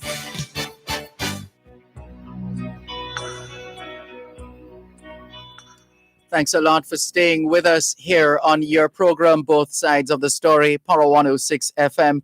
I'm Dervan Malcolm. Our guests, Wilfred Rattigan, attorney at law, former high-ranking FBI official, and Dr. Karen Dunkley, representing the Global Jamaica Diaspora Northeast USA council. We've been having difficulties trying to connect with Carly James in the Cayman Islands, who is supposed to be part of this discussion, as well as we gauge the reactions of Jamaicans in the diaspora with respect to remarks made by Dr. Horace Chang, the Minister of National Security and Deputy Prime Minister, at a town hall, a virtual town hall meeting on addressing crime. So then I'll allow you to complete what you were outlining, having gone through the different plans and announcements that it seems that you have documented, Wilfred Rattigan. To take us to the conclusion in that respect. So where are you taking us? Just to say it's not working. Right. I was saying that we don't need another crime plan. And let me just give you a couple more background facts, and then I'll just move into the main point. Jamaica is about 4,240 square miles, and has a maritime area of about 90,000 square miles. Right. Jamaican international water is about 21 times the size of the country. Right. So now we're talking about 140 illegal points of entry. So now we go to the drugs for gun and the meat for gun trade with Haiti, right? Now let me get to the point about the assistance from foreign governments. One of the things you have to look at when you put people in positions is that you have to look at their qualifications. You will not take a plumber to do dental work, right? Now, the Minister Chang is not the Minister of Police. Let me repeat. He's not the Minister of Police. He's the Minister of National Security. And what that means is that he's the czar over intelligence, counterintelligence, and national criminal activities, right? And that he would be superseded by the Prime Minister, who is the Minister of Defense, and also Correct. the Council, the Defense Correct. Council. Correct. And now, if you take the position that, well, he's been assisted by Royal Canadian Mounted Police, the DEA, ATF, New Scotland Yard, and by the way, I've worked with all of those folks, right? If you take the position that he's worked with all of them and he's getting all of this valuable information and equipment, then there's one simple question. Why is it that the crime rate is higher now than the corresponding period last year? Given the fact that you have a COVID lockdown where people cannot come out on the street. Why? Because it's a failure. And then let me add another piece to that. The fact that, in fact, someone just put out a piece recently saying that the Prime Minister, they gave him a failing grade for crime maintenance. And then you're going to turn around and you're going to give the police commissioner a brand new 3-year contract. Now, if his first contract was performance-based, then I dare say that he should not have been given this contract because he's failing. And this job is not something that you can come and you can learn. And also keep in mind that the present police commissioner was the first and only national security advisor, which means he sat atop all of the intelligence and the defense and the crime issues. So he was more prepared for this job than any of his predecessors. And his stats, they're failing. They're failing. So my position is that what we need to do is we need to take a close look at these people who are in positions. And if they're not doing the job, we need to replace them. It's that simple. Well, we've been replacing ministers of national security and police commissioners for decades. Not doing a good job. You're not doing a good job. And I tell you what, somebody had the temerity to mention to Dr. Francis last week, Friday, that if anyone in the diaspora, particularly Dr. Francis, wanted to fight crime, they should come down to Jamaica, right? And let me just go in on a Jamaican patter. That was a dirty, stinking, nasty piece of advice that he mentioned. Because I'll tell you why. I have offered cell-phone service 3 times as a police commissioner. And I've also said on numerous occasions that I would come to Jamaica and I would work for free to help them, to provide them with the contacts that I have, to provide them with the experience and the knowledge that I have. Because at the end of the day, we're all Jamaicans, we're all family members, and I still have family in Jamaica, and I still plan to live in Jamaica. Dr. Karen Dunkley, what's the plan in terms of making sure that both sides have an understanding that we are in fact on the same side? What are the plans with respect to the global members of the Global Jamaica Diaspora Council in trying to get us to that point, so that we are not spending too much time seemingly at each other's throats when the people whose throats we need to be at are running rampant and doing and creating havoc. Dr. Dunkley? And I think that that's the point. Yes, exactly. And I think that that is, can you hear me, Dervan? Yes, go ahead, I think please. that is the point for us. Yes. The point is how do we build bridges? How do we communicate? And it begins with having a better conversation, a more productive dialogue on the way forward. At the symptomatic issue here is this.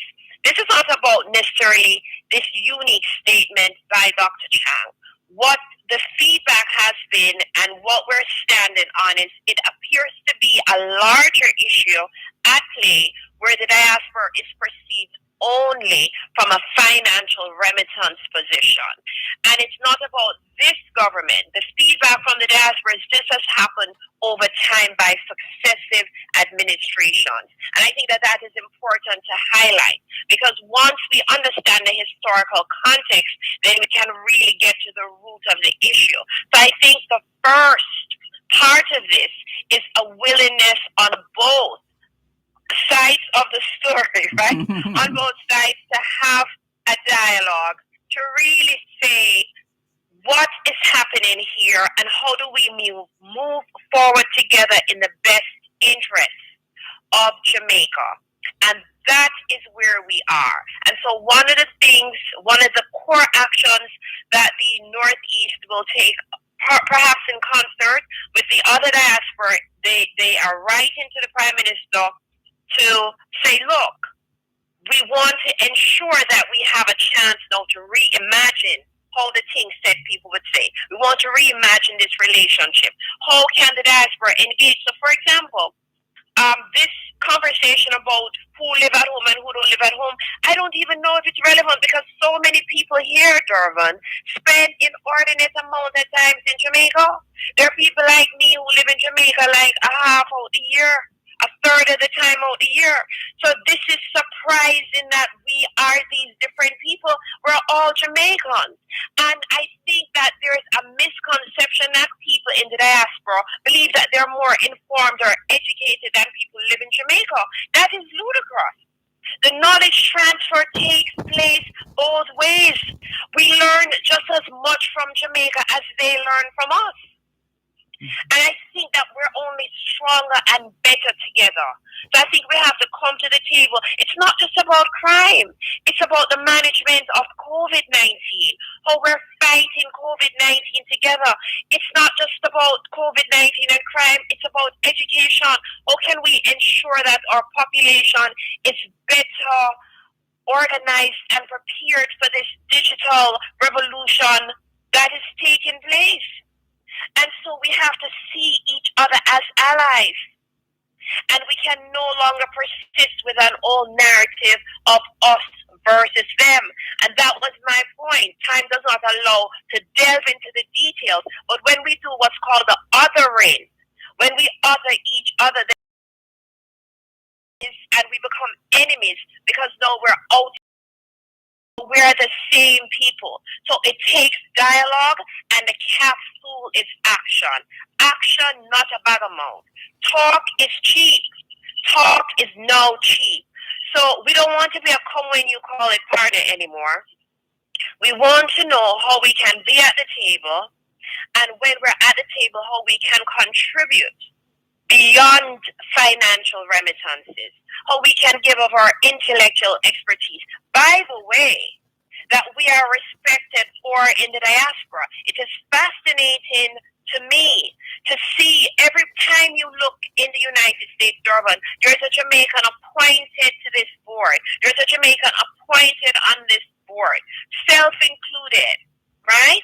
Whether it's a mayor's commission or a Biden-Harris board. But when it comes to our country that we love, we should not be excluded from any other conversations. And we're saying, though it may not be intentional, this is a good time to really demonstrate that we're going to take decisive action to illustrate that we're intentionally creating a relationship and a structure for engagement with the diaspora that may include financial remittance, but is not limited only to that interaction that is purely transactional and not transformational.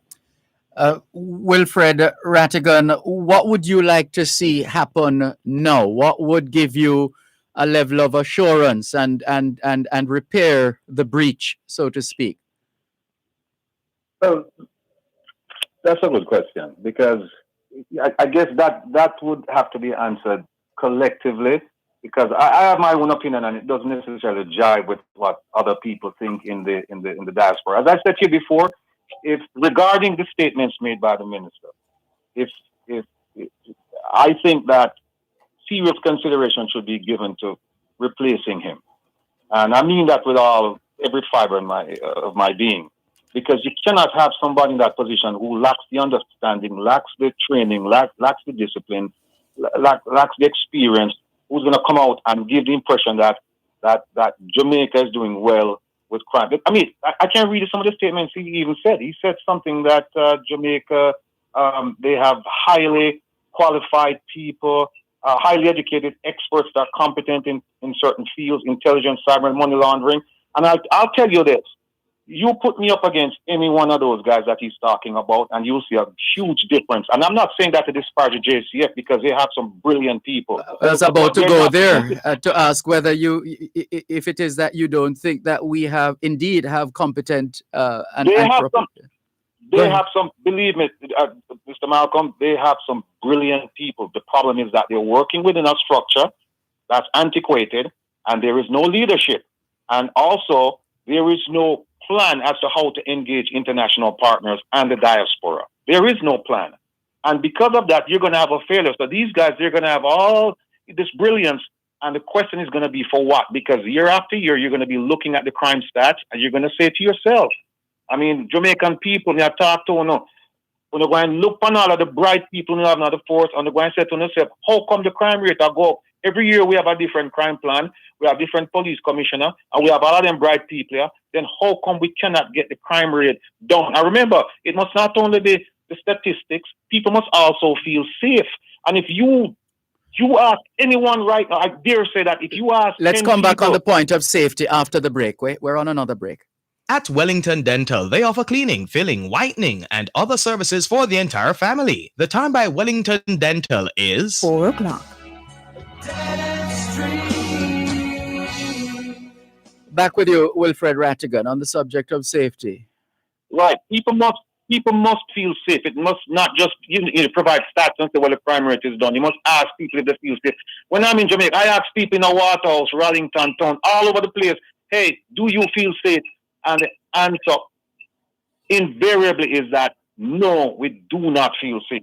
And so the question is, what are we going to do? And what are we going to do? What they should do is they should engage the diaspora, because we as you've heard before, we have talented people too. But not only that, we have contacts that we can bring to the table. We have equipment, we have funds, we have all kinds of things that we can bring to the table. And we're not coming to dictate. We're coming to cooperate. That's what we're doing, because at the end of the day, we're all Jamaicans, we're all one family. By the way, let me just say that, just to give you an idea of how things are, back in September of 2016, I went to a town hall meeting hosted by some people in Queens, New York, and the issue came up about voting and about the diaspora having a seat in the Jamaican government, the Senate or the Parliament, and everyone was for it. I mean, there was glee when it was meant. People said, yeah, we're going to work on it. No, ask them, where is that plan? Not only that, just before the election, right, of last year, there was a manifesto on crime that was put out by civil society, business community, people of faith, the government, and so on and so forth. And they had benchmarks. Ask them, what about those benchmarks? We're sick and tired of them coming up saying we have a new plan. No, what we need action. Yes. The message is clear. Dr. Dunkley, give us a sense of the, because this is a significant year as well, where I gather we're going to be having the biennial Jamaica Diaspora Conference virtually. Clearly, a lot of work to be done before those discussions get going. I think the term "a lot" truly is an understatement. One of the things that we can, I guess, coming out of this experience is how do we become stronger and how do we use this opportunity to have a better relationship. You know, Dervan, it's one of these things where you're in a relationship and you have a defining moment. And this is a defining moment for Jamaica and her diaspora. And I think how we respond and how we talk to each other and how we treat each other and how sincere we are with our actions will determine the way forward. And I am very optimistic. I know that individuals here in the diaspora, just in terms of the feedback from the leaders, there is just a love. And I think that I don't know anywhere else in the world like Jamaicans who love Jamaica. And there's just such a love. And a part of that love is how do we now take all of this emotion and catapult it into some real action to bring about the change that is necessary. We cannot continue to pour old wine into new glasses. We can't use the same old methods we have always done. That's the definition of insanity.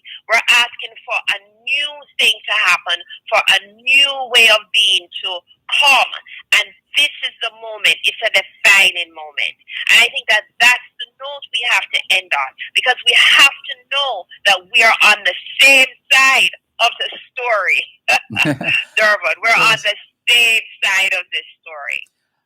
And Wilfred Rattigan, notwithstanding the level of unease with respect to Dr. Chang's statement, if you were to get a call tomorrow or whenever to say, hey, let's talk, would you be willing to come? Mr. Malcolm, let me just big up Joy.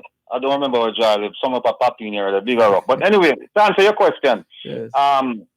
By the way, Joy is my office manager. Outstanding person. Nice. But Mr. Malcolm, to answer your question, I've said it before, I've said it in print, I've said it on TV, I've said it in radio. If the Jamaican government, and it doesn't matter which party, I don't care. I never vote in Jamaica. I left Jamaica before I was able to vote, right? So it doesn't matter to me who's in power. I'm talking about the Jamaican government. If anyone in the Jamaican government should reach out to me and say, listen, we need to pick your brain. We need to get some advice from you, some whatever. I would do it. And let me say it again. I would do it for free. Free. Free. Me don't need no money for come down to come help. Because at the end of the day, I don't get my neighbor string tie. Right? I'm still have family members down there. I still have friends down there. And every time that there's criminal activity, the whole of we suffer. It's not just uno down there, we up here suffer too. Because we feel it. We come from the same stock, right? The same soil. And so if anybody should have reached out to me, whether it's the business community, whether it's people of faith, civic community, whatever, if they reach out to me, I would take my own money and come down there and deal with the situation. Yeah. The message is clear. Yes. Is it tremendous? Go ahead. I just want to say, one of the things that we're doing is we're tracking the social impact of the work we do in the diaspora. One of the conversations that we've had, so I think about Captain Rupert Francis, who's the head of the Crime Prevention and Intervention Task Force. I think about Stafford Grant, who is the head of the Jamaica Diaspora, Crime and Citizen Security. If we were to quantify the time and the talent coupled with the treasure, what would be the social impact? And in having that conversation with Dr. Jared Nelson, we're actually going to track that just for this year. We're going to track the medical missions, although they may not have been able to physically travel to Jamaica, through all the giftings of the different PPE or whatever it is that they have contributed. If we were to put a dollar value, it's a Harvard model that we're using where you can quantify social impact. So I say that to say it's not necessarily about what or how and who gives what, but I think that when we can show a value attached, that people might have a different appreciation for what it is that we give. And we're not immune from crime. Our families live there. I live there. I have a business in Jamaica. We're not any more immune than the next person. And I think that point has to be made. But for us, it's not just a crime conversation. It's a larger conversation about engagement that we have to do a better job.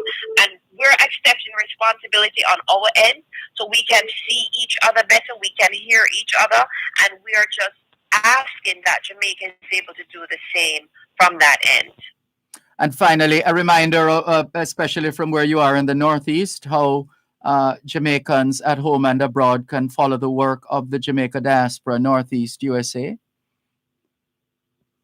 Absolutely. So we encourage you to visit our Facebook page at Jamaica Diaspora Northeast USA. It's JANED, or my public page at Dr. KARREN, or on our website, www.janed.org, www.janed.org. And to say, Dervan, that it's programs like yours that continue to bridge what I call an unfortunate misunderstanding, because you keep us connected and you keep us connected to Jamaica and to each other, and we're thankful and grateful. So big up and enough respect for the work that you have done for so many years and continue to do. Thank you very much, Dr. Dunkley, and of course, Wilfred Rattigan. We're all a part of the same family, as we're all agreed, and families have issues from time to time, and the best approach for all involved is just to say, hey, let's sit around. Well, I'm not a drinker, but the good old Jamaica Red Stripe, and take it from there. But we certainly hope that Dr. Chang will reflect and seek to allay whatever concerns are out there further to his comments in that session. But for the time being, we thank you both very much for sharing with us on both sides of the story, and we look forward to engaging with you once again. Likewise, my brother. All right, take care. All the best. Bye-bye. Take care, Dervan. You too. Bye-bye. That's Dr. Karen Dunkley. She's the Global Jamaica Diaspora Council representative for the Northeast USA. And Mr. Wilfred Rattigan, he's an attorney at law and former high-ranking FBI official. And it really is the how. It's how we communicate sometimes with the best of intentions. We end up sort of saying things in a particular way that rub people the wrong way, etc. There's a saying we love to use, which says we should seek first to understand than to be understood.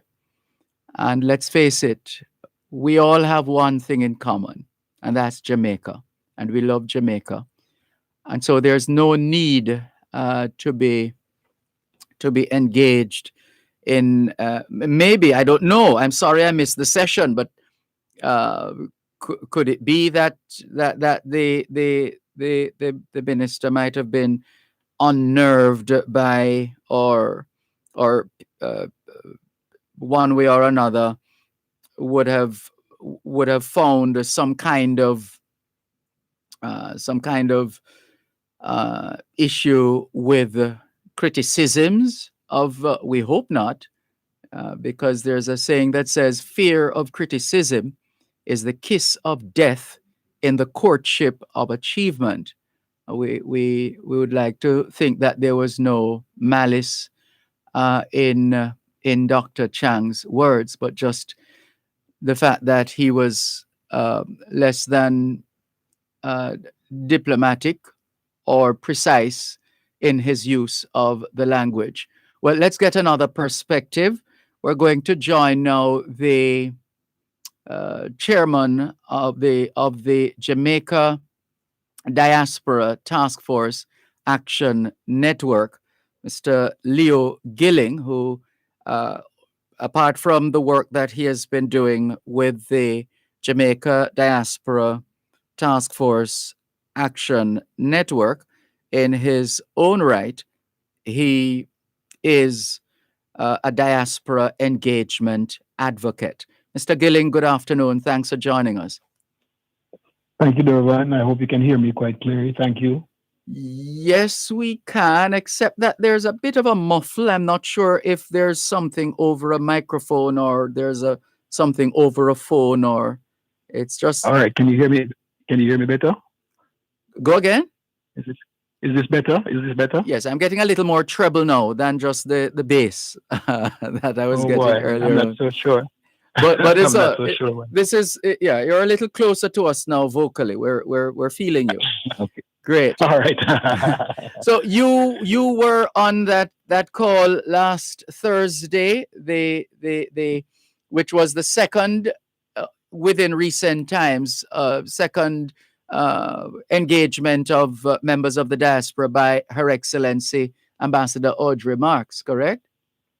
Yes, which is really a great opportunity, and I heard the ambassador spoke really passionately about engaging with the diaspora. I mean, she wanted everybody on Zoom so she can feel like she's touching them. You know, this actually is really, really, really a good opportunity to meet with diaspora members from her perspective, and for us to get a chance to see people that we don't know because there were so many people there.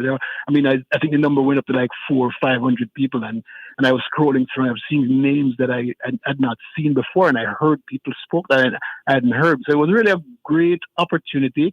And you know, Dervan, I must tell you that when I woke up this morning and saw the Gleaner report, I was very disappointed. I was very, very disappointed to see that the work that the ambassador is trying to accomplish for us to speak together and to speak to Jamaica, that it made it in the Gleaner in a way that was quite demeaning. I mean, you know, we work tirelessly every day with Jamaica. And I must tell you this, that... Hold on, tell us some more about that tireless work after the break. Leo Gilling is a diaspora engagement advocate. He chairs the Jamaica Diaspora Task Force Action Network, sharing his thoughts on matters arising from that recently held diaspora meeting. You're listening to Power 106 FM. The time is now 4:15. Become the hero on the scene by taking the COVID vaccine. Get vaccinated as soon as you get all the facts. Don't listen to the rumors. This vaccine might just make it possible for teachers to sit face to face with schoolers. This vaccine make it safer for everybody, from the young to the elderly. Don't you want to go back to living normally when things were more orderly? And if you want to live a long good life, then we all have to do what's right. So let's get vaccinated along with the heroes on the front line. A message from the Ministry of Health and Wellness. The Ministry of Industry, Investment and Commerce presents MIIC Live on both sides of the story with Dervan Malcolm every first and third Thursday at 3:30 p.m. to 4 p.m. Learn more about the manufacturing strategy, modernization in trading, foreign direct investments, and much more right here on Power 106 FM. This broadcast of MIIC Live is brought to you by the Ministry of Industry, Investment and Commerce. Uncertainty as your guide. Thanks a lot for staying with us here on your program. Que hora es en español? Son las 4:17. Quelle heure est-il en français? Les 4:17. Tiens, TDN-le. 4 17 minutes past 4 o'clock in the afternoon here at Broadcast House, 32 Lyndhurst Road, Kingston 5, St. Andrew, Jamaica. Have you had a checkup lately? If not, now's a good time. Let's not wait till we get sick to get a checkup. How about that? And have you done your homework yet? If not, now is a good time. Good afternoon to all the schoolers listening to us, all the students from the early childhood level to the secondary level. Trust you had a productive day of learning today. Hope you also managed to get in some physical activity, just as important as mental activity. As we always say, young people, socialization makes you educable, education makes you trainable, training makes you employable, and the right attitude makes you successful. Homework time, young people. Online, we have the chairman of the Jamaica Diaspora Task Force Action Network, JD Tan, Diaspora Engagement Advocate Leo Gilling, who has been giving us his perspective, his experience, having participated in that recently convened virtual town hall meeting of the Jamaican diaspora organized by or convened by Her Excellency Ambassador Audrey Marks. Leo Gilling, you were saying, having seen the headline in today's Gleaner, Chang under fire from diaspora members, security minister's remarks, a town hall meeting on addressing crime draws criticism, that you are disappointed with that kind of headline, considering the body of work that members of the diaspora have been doing and continue to do in service to Jamaica. The tireless work you referred to it. Sorry, go ahead. Yes, and the work is not just about picking up an axe or buying stuff or sending. The work is about building relationships. Because one of the things that I saw clearly with Minister, right, was that that's Minister Chang? Minister Chang, yes. In that was that probably he's not really accustomed to dealing with diaspora, because I don't remember seeing him here in the diaspora. But one of the things that's missing out of what the comments in the paper was that he also said that if we have interventions, that it is important that we build a relationship with the embassy, and we discuss our interventions with the embassy, and then that would get funneled down through to the JCF or any organization. I gather that the police is somewhat of a military unit, right? And so we can't just come off of the street and go in and impact police like that. So rather, he's saying, let's do it in a way that it can trickle down in the right manner. Well, Leo Gilling, I somehow thought that just as you have the other task forces, the education task force, agriculture task force, we have a task force on crime intervention and prevention. And I thought that we had members of that task force working with the government of Jamaica over time. It's been quite a few years now, hasn't it? What, that hasn't been happening? Let me correct that for a minute. The crime intervention and prevention task force, yes, is not a part of the JD Tan network. So they're operating totally separate. Not that they weren't a part, but because we had different ideas of how we do our work. We build relationships, we do fact finding, we do needs assessment, we find gaps, and then we approach the work that we do. So, for example, our Citizen Security and Safety Task Force has been working with the Ministry of National Security since last year. And not going through the embassy? No, we didn't. But let me tell you this. We went through the community development segment of the national security ministry. And what we've been doing, just last week I met to them and I say, we've been giving. You met with them? Who's that? The security, safety? The ministry. Oh, the ministry. The ministry. Yes. The ministry. And I said, Ministry of National Security. National Security. And I said, why don't we find a way how to provide professional development to our police officers if we can? How can we do it? And because we're doing that for teachers, and we had gone through the Jamaica Teachers Association, we built a relationship with the Ministry of Education just to do the same thing. We did that with the Ministry of Health and also the Nurses Association of Jamaica.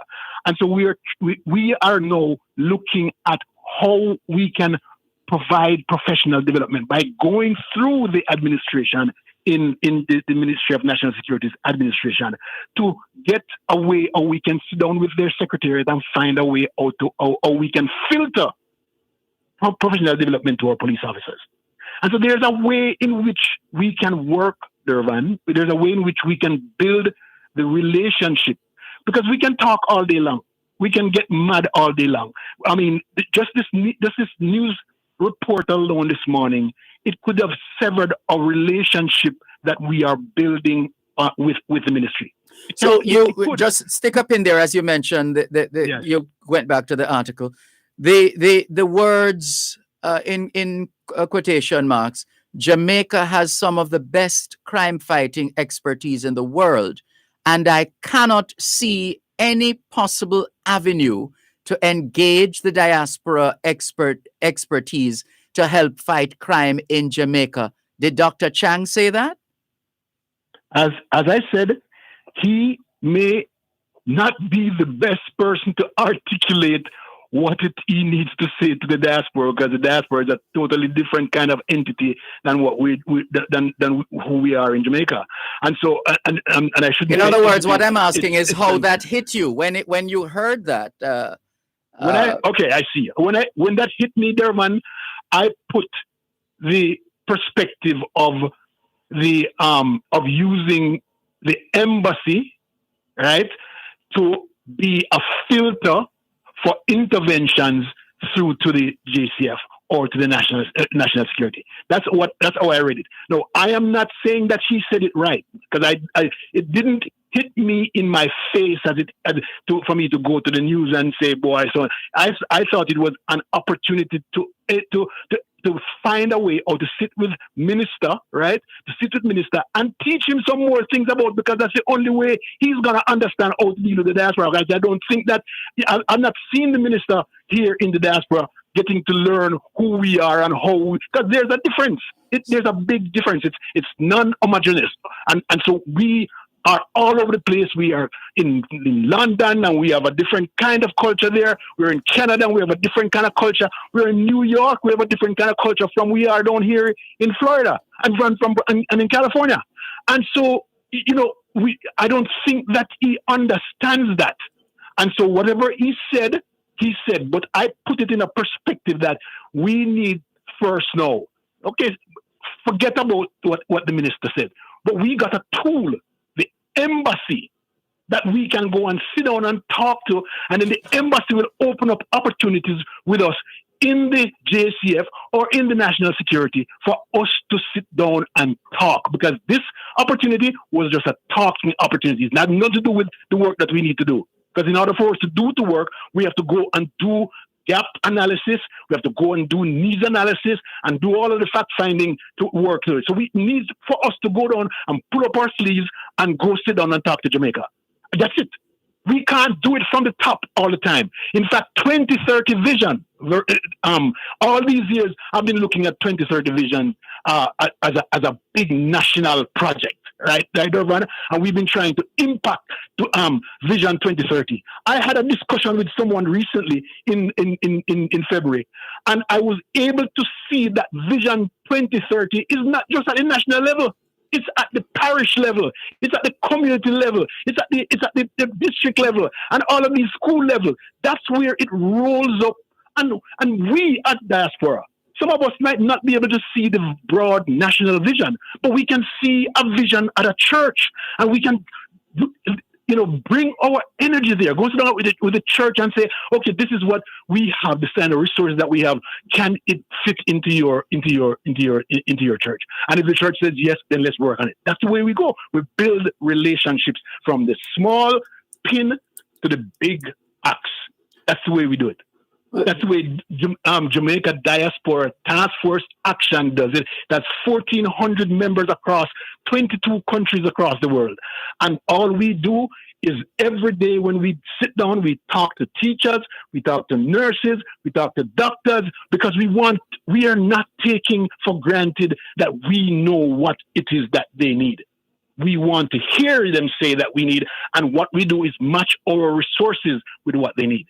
That's how we do it. So it no matter what Minister Chang says, because that's not the answer. The answer is opening up doors, opening up opportunities for people to work and work together from the various sectors, from the various districts, from the various agencies. That's all we do. That's what we can do to impact our countries. Because you know what? At the end of the day, Dervan, at the end of the day, our insert into the country of Jamaica. If we go to Jamaica and we go there for a week and give a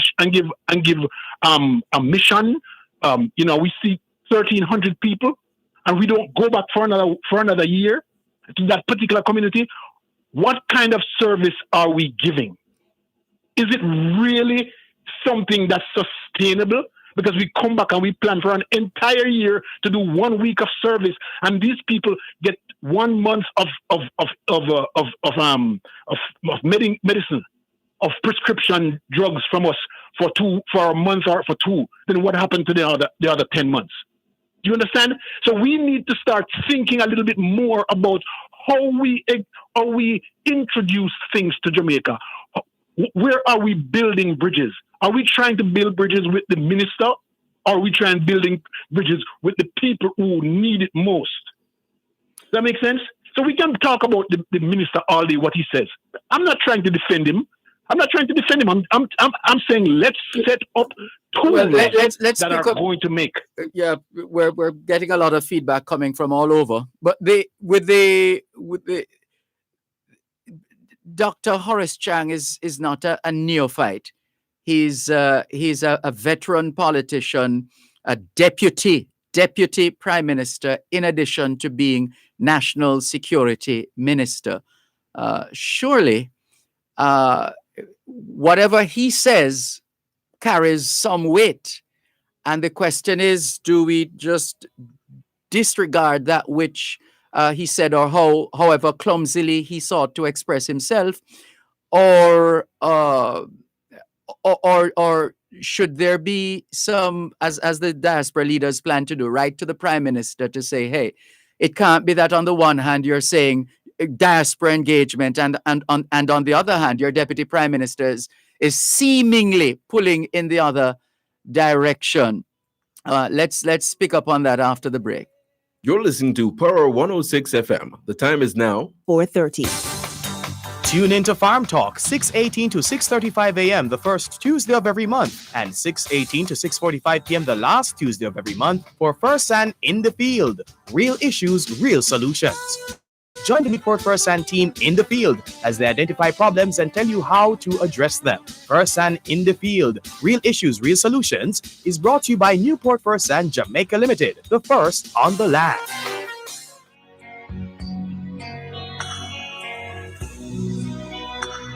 Horizon in the distance,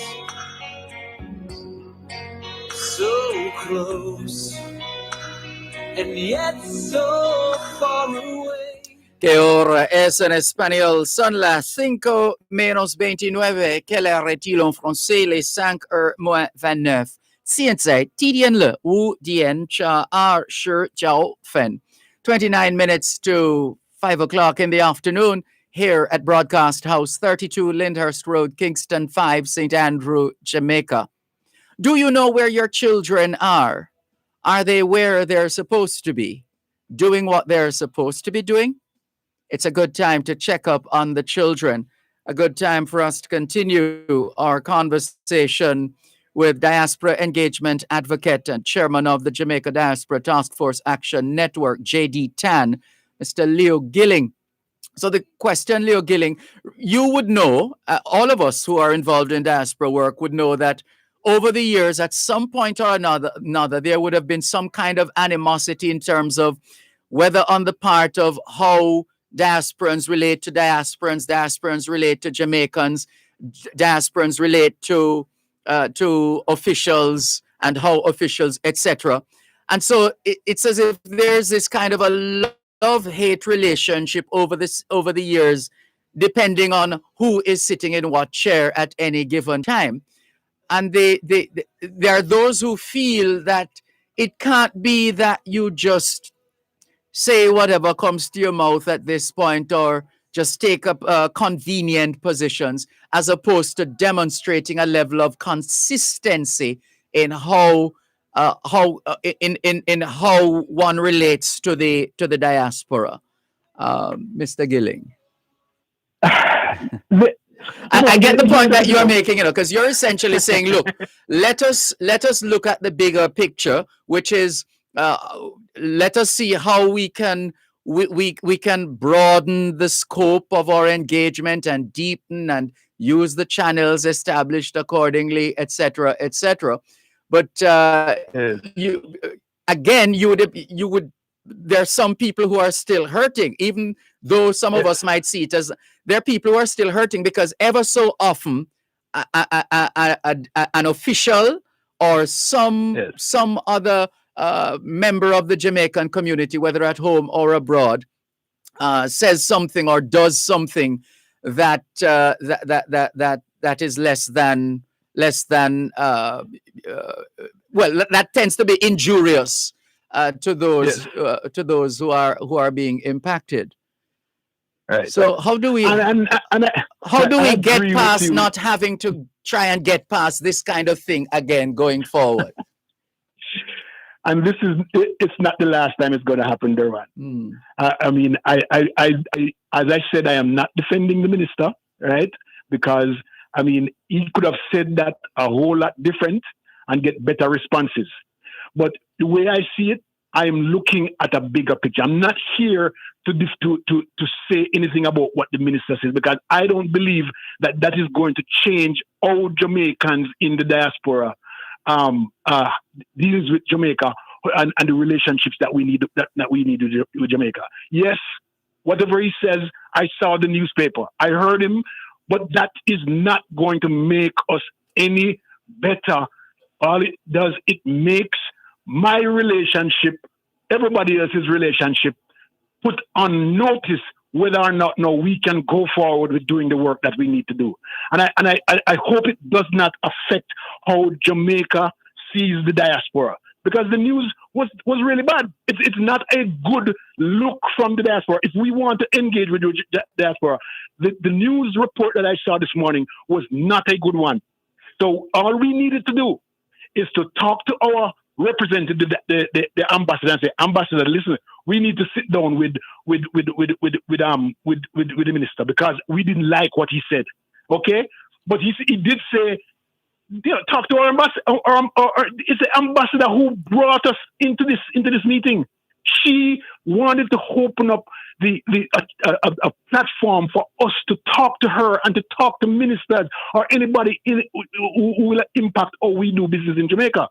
And so we're not saying it's going to be hunky-dory all the time. Things like this are going to happen. But the reality is we need to think about what we need to do with Jamaica and how we need to do with Jamaica. So let's call the minister and ask him to meet and ask him to, Minister, let's meet with the leaders and see what did you mean by this, but do it through the ambassador. And I don't want to address that at all, Dervan, because that is not what our responsibility from the diaspora is. How much value can the diaspora give to Jamaica? Not what the minister says. It's how much value we can do, because the minister is not executing what we execute here. And so we need to build bridges, build relationships. Dr. Trevor Dixon in New Jersey says, well, he could very well be in the Bronx too, at his place of work. He says, I think Mr. Gilling is optimistic about the minister's opinion of the role of the role the diaspora plays in helping to improve life in Jamaica for every Jamaican. If the head of security shares that opinion, that there isn't any room at the table for the diaspora, how does that trickle down? Right. Okay. So therefore, thank you, Trevor. Thank you so much. I think we needed to call the ambassador and say, Ambassador, bring the minister and to the leaders and make us sit down and talk. Because I don't think the minister understood what he said. I don't think the minister understood the impact of his words.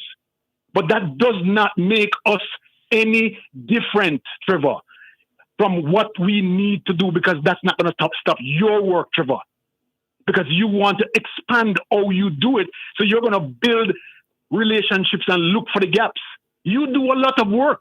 You've been doing it for many years. I've been here for 32 years and doing work with Jamaica, and I've been through a lot of buses, a lot of things people do to me to stop me and stuff. But I don't stop, because it's not about the people who are trying to stop me. It's about the people who need the help most from the diaspora. So are we trying to create a relationship with Minister Chang to do work in Jamaica? No, we're not. I am trying to find ways at the other levels as to how we can do work. If the minister says, there's no space here, then why is someone asking the ministry to have us do professional development for police officers? Why is it that the federation, somebody needed to have briefed Dr. Chang, though, because as the Minister of National Security, he should have known that. Absolutely, he should have. Somebody should have briefed him. Yes. And so he should not have said that. But I sat with the police federation. They wanted for us to come and help police officers.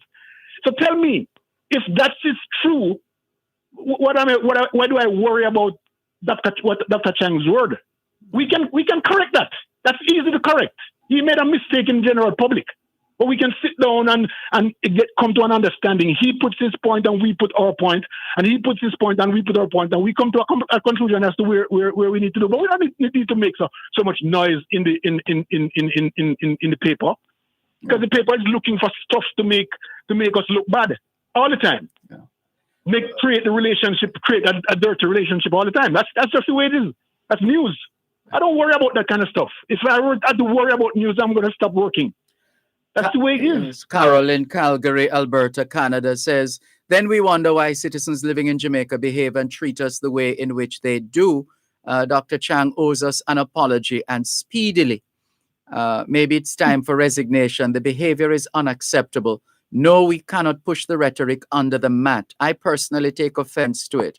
Mr. Gilling, the work can continue. However, we need to take a strong stance on what was said. If the minister doesn't know what he said, maybe he's not qualified to be in that position. So that's Carol's position. You're right there, Lydia. You're absolutely right. If we need an apology, then we should get it, but we should get it in the right channel. We should get it in the right channel. Now, maybe it's making noise. Maybe the noise is right, and then he will come and sit down. But I am saying that we're here to do work, and Dr. Chang is not going to stop the work. Because there's so many different sectors that we can work in.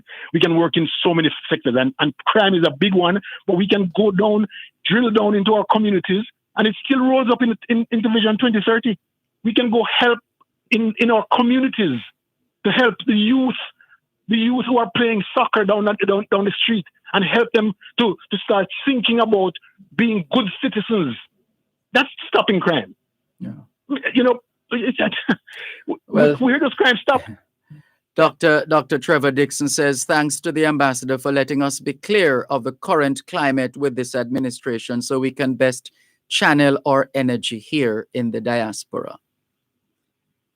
I agree with him in a certain way, but I think that channel our energy in the diaspora for what? Unless we're doing it for Jamaica, then what our energies are for. So we need to channel our energy, whatever free time that we can give to Jamaica, and we channel it there, but channel it in the diaspora.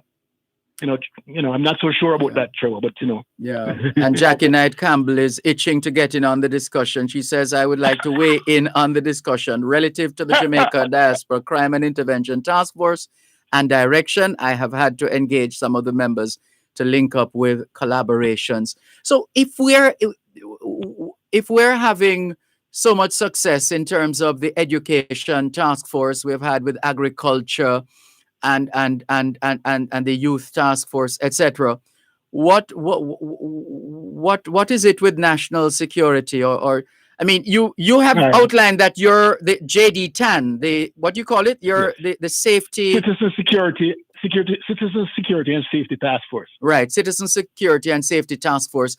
That task force has been working in as far in keeping with its name so far. That is quite clear. Yes. But I'm actually learning for the first time now, although I've been involved following diaspora affairs for some time. I didn't realize that the Crime Intervention and Prevention Task Force was acting, what do the lawyers call it? I don't know if it's ultra vires, but outside of the network. Maybe that clearly needs to be dealt with, because a house divided cannot stand. So that breach needs to be repaired as well.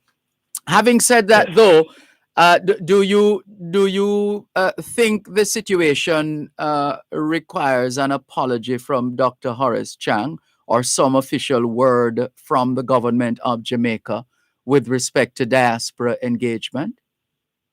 I think he needs to spend some more time and clarify that.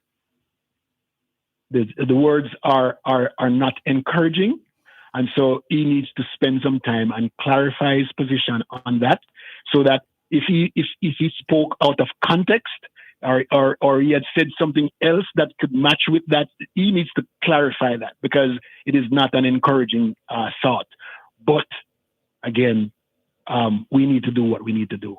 And we a lot of us are out there, Dervan, just waiting for an opportunity to serve, find something that is. All right, thank you so much. Yes, yes, indeed. This discussion, no doubt, will continue. Leo Gilling, thank you for sharing with us your perspective on this matter. Thank you and the team from the Jamaica Diaspora Task Force Action Network on the work that you continue to do. You perhaps need to package it and send a copy to Dr. Horace Chang.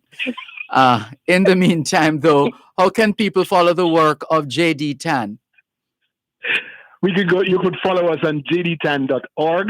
We have a lot of webinars, jabinars, or we call workshops, online workshops on there, and you can do your workshops and get certified right there. You don't need to have live. You could just go through the recordings and you get certified anyway.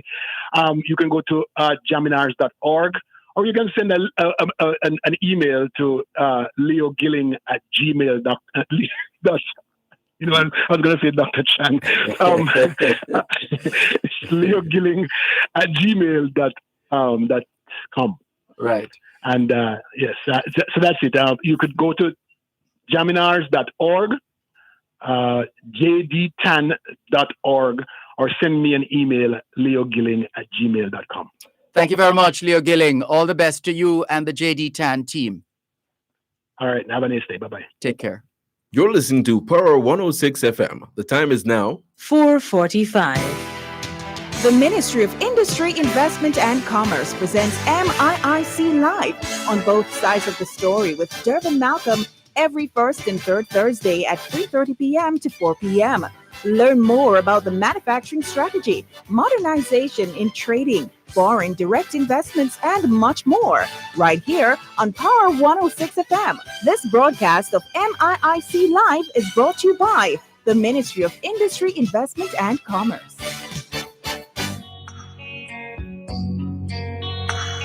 Whatever seems to be your destination, take life the way it comes. Take life the way it is. ¿Qué hora es en español? Son las 5 menos 14. Quelle heure est-il en français? Il est 5 heures moins 14. 现在几点了？5点差14分。14 minutes to 5 o'clock in the afternoon here at Broadcast House, 32 Lyndhurst Road, Kingston 5, St. Andrew, Jamaica. Good afternoon to all working Jamaicans tuned into both sides of the story here on Power 106 FM. It's a good time for us to ask ourselves, how productive have we been today? How productive have we been today? Lots more messages coming in on the various platforms. Jackie Knight Campbell is asking, how can I share briefly my thoughts? You could keep sending those messages, or if you are available to go live on air now, well, we could do it right now. Jackie Knight Campbell, good afternoon to you. Be careful what you say. You're live on radio.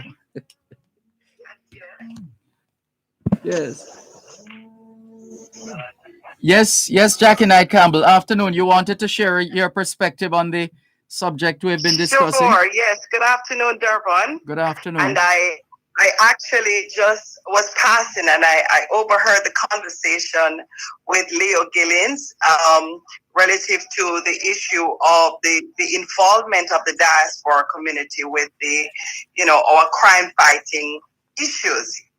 I would just like to see, and again, I'm coming from a perspective of our business development linkages and collaborations with the diaspora, how can we engage.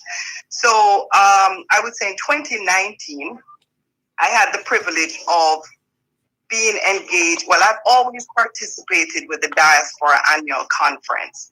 And one of the key measures of my interest from the university level as an independent business development consultant, the diaspora community play a key role in just about everything that happens in Jamaica.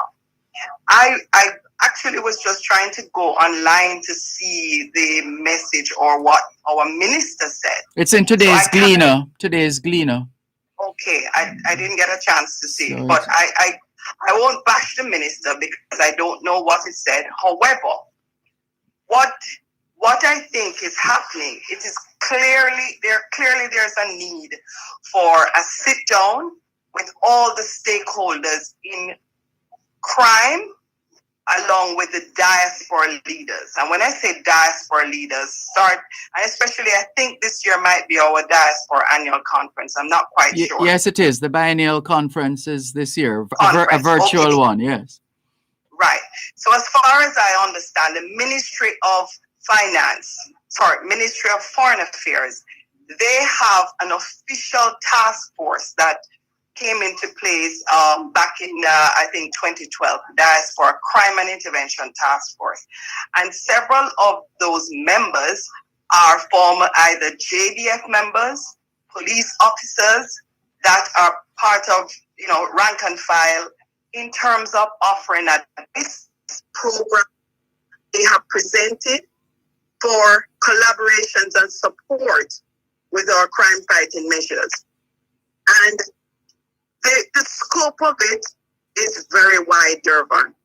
And when I say very wide, I also had the privilege of meeting with our head of security, our police chief, several of the actual foundations, the Western Union, the remittance services, in terms of putting together forums in the diaspora, along with our minister and some of our key stakeholders, because in the diaspora, we have several Jamaican former police officers who are now chiefs, police chiefs in New York, Canada, the head of the military in different areas that we can draw on their expertise. In Florida alone, I think almost 5 different cities have heads of police chiefs.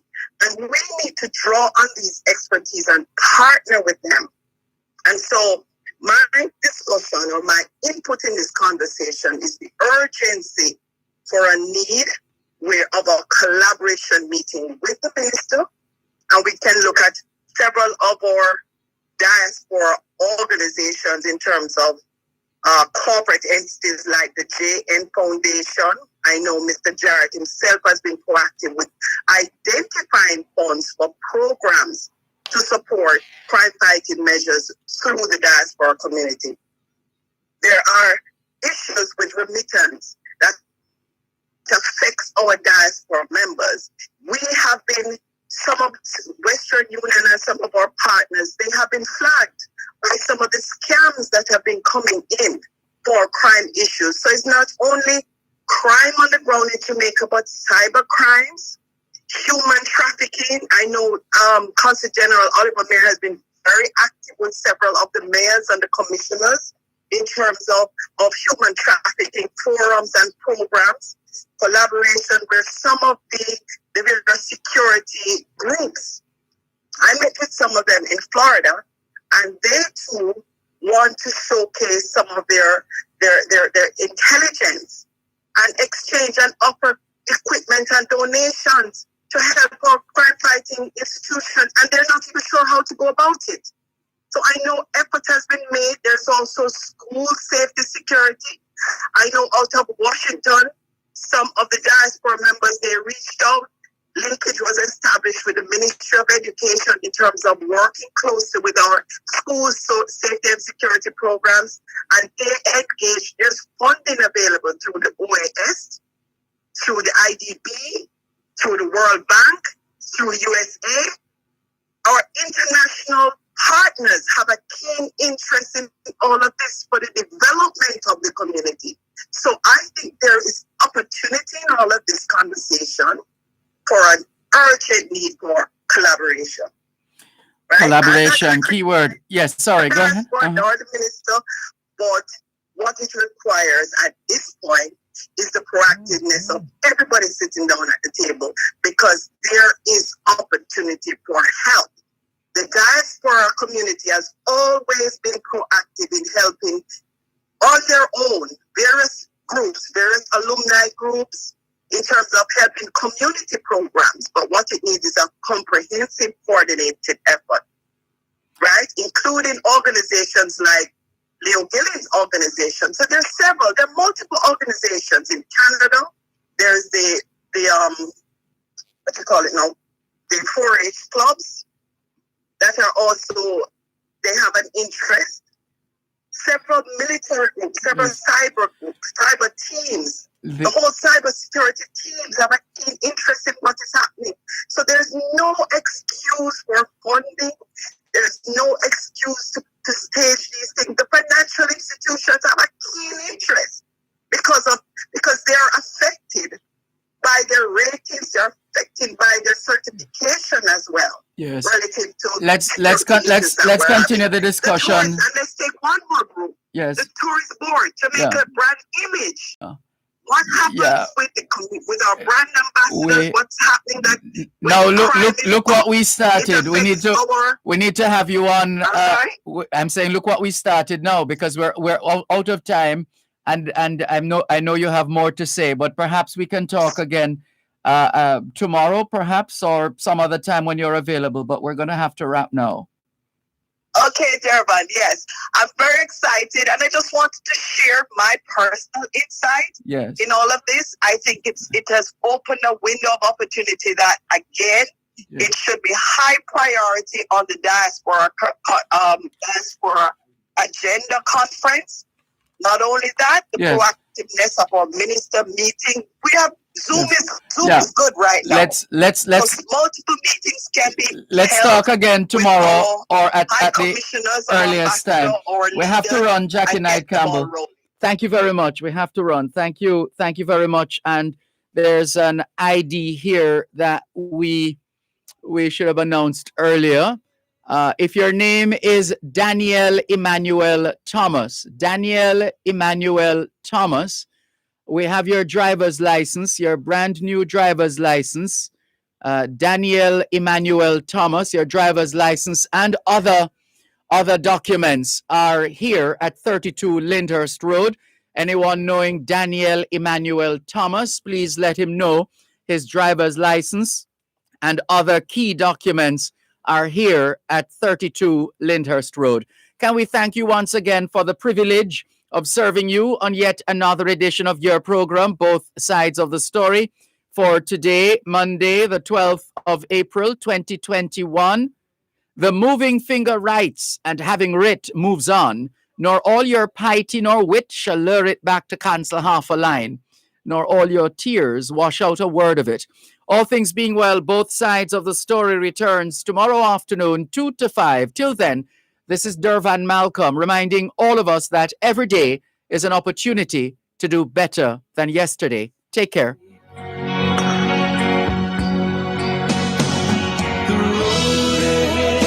Never gives away the promise.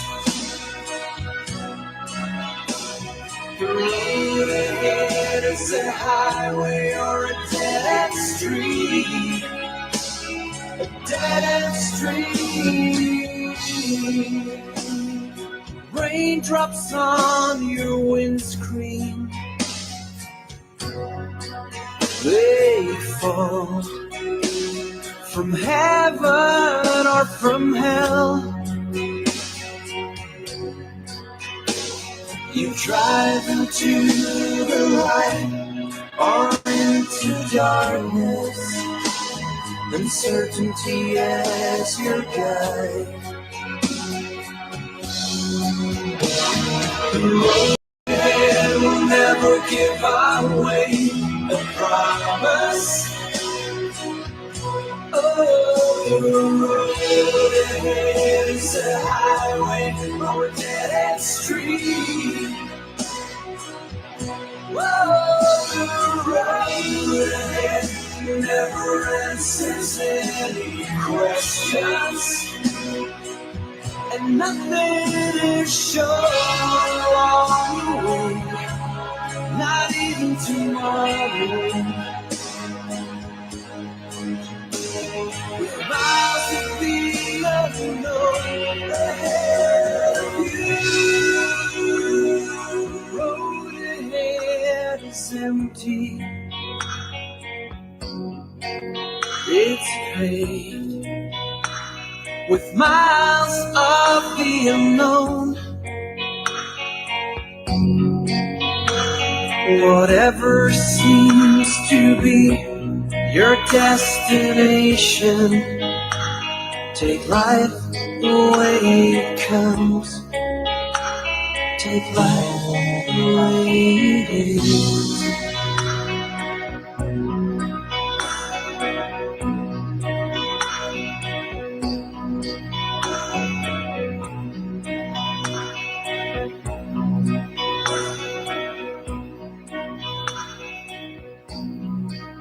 You're listening to Power 106 FM. The time is now 5 o'clock. News, comprehensive, powerful,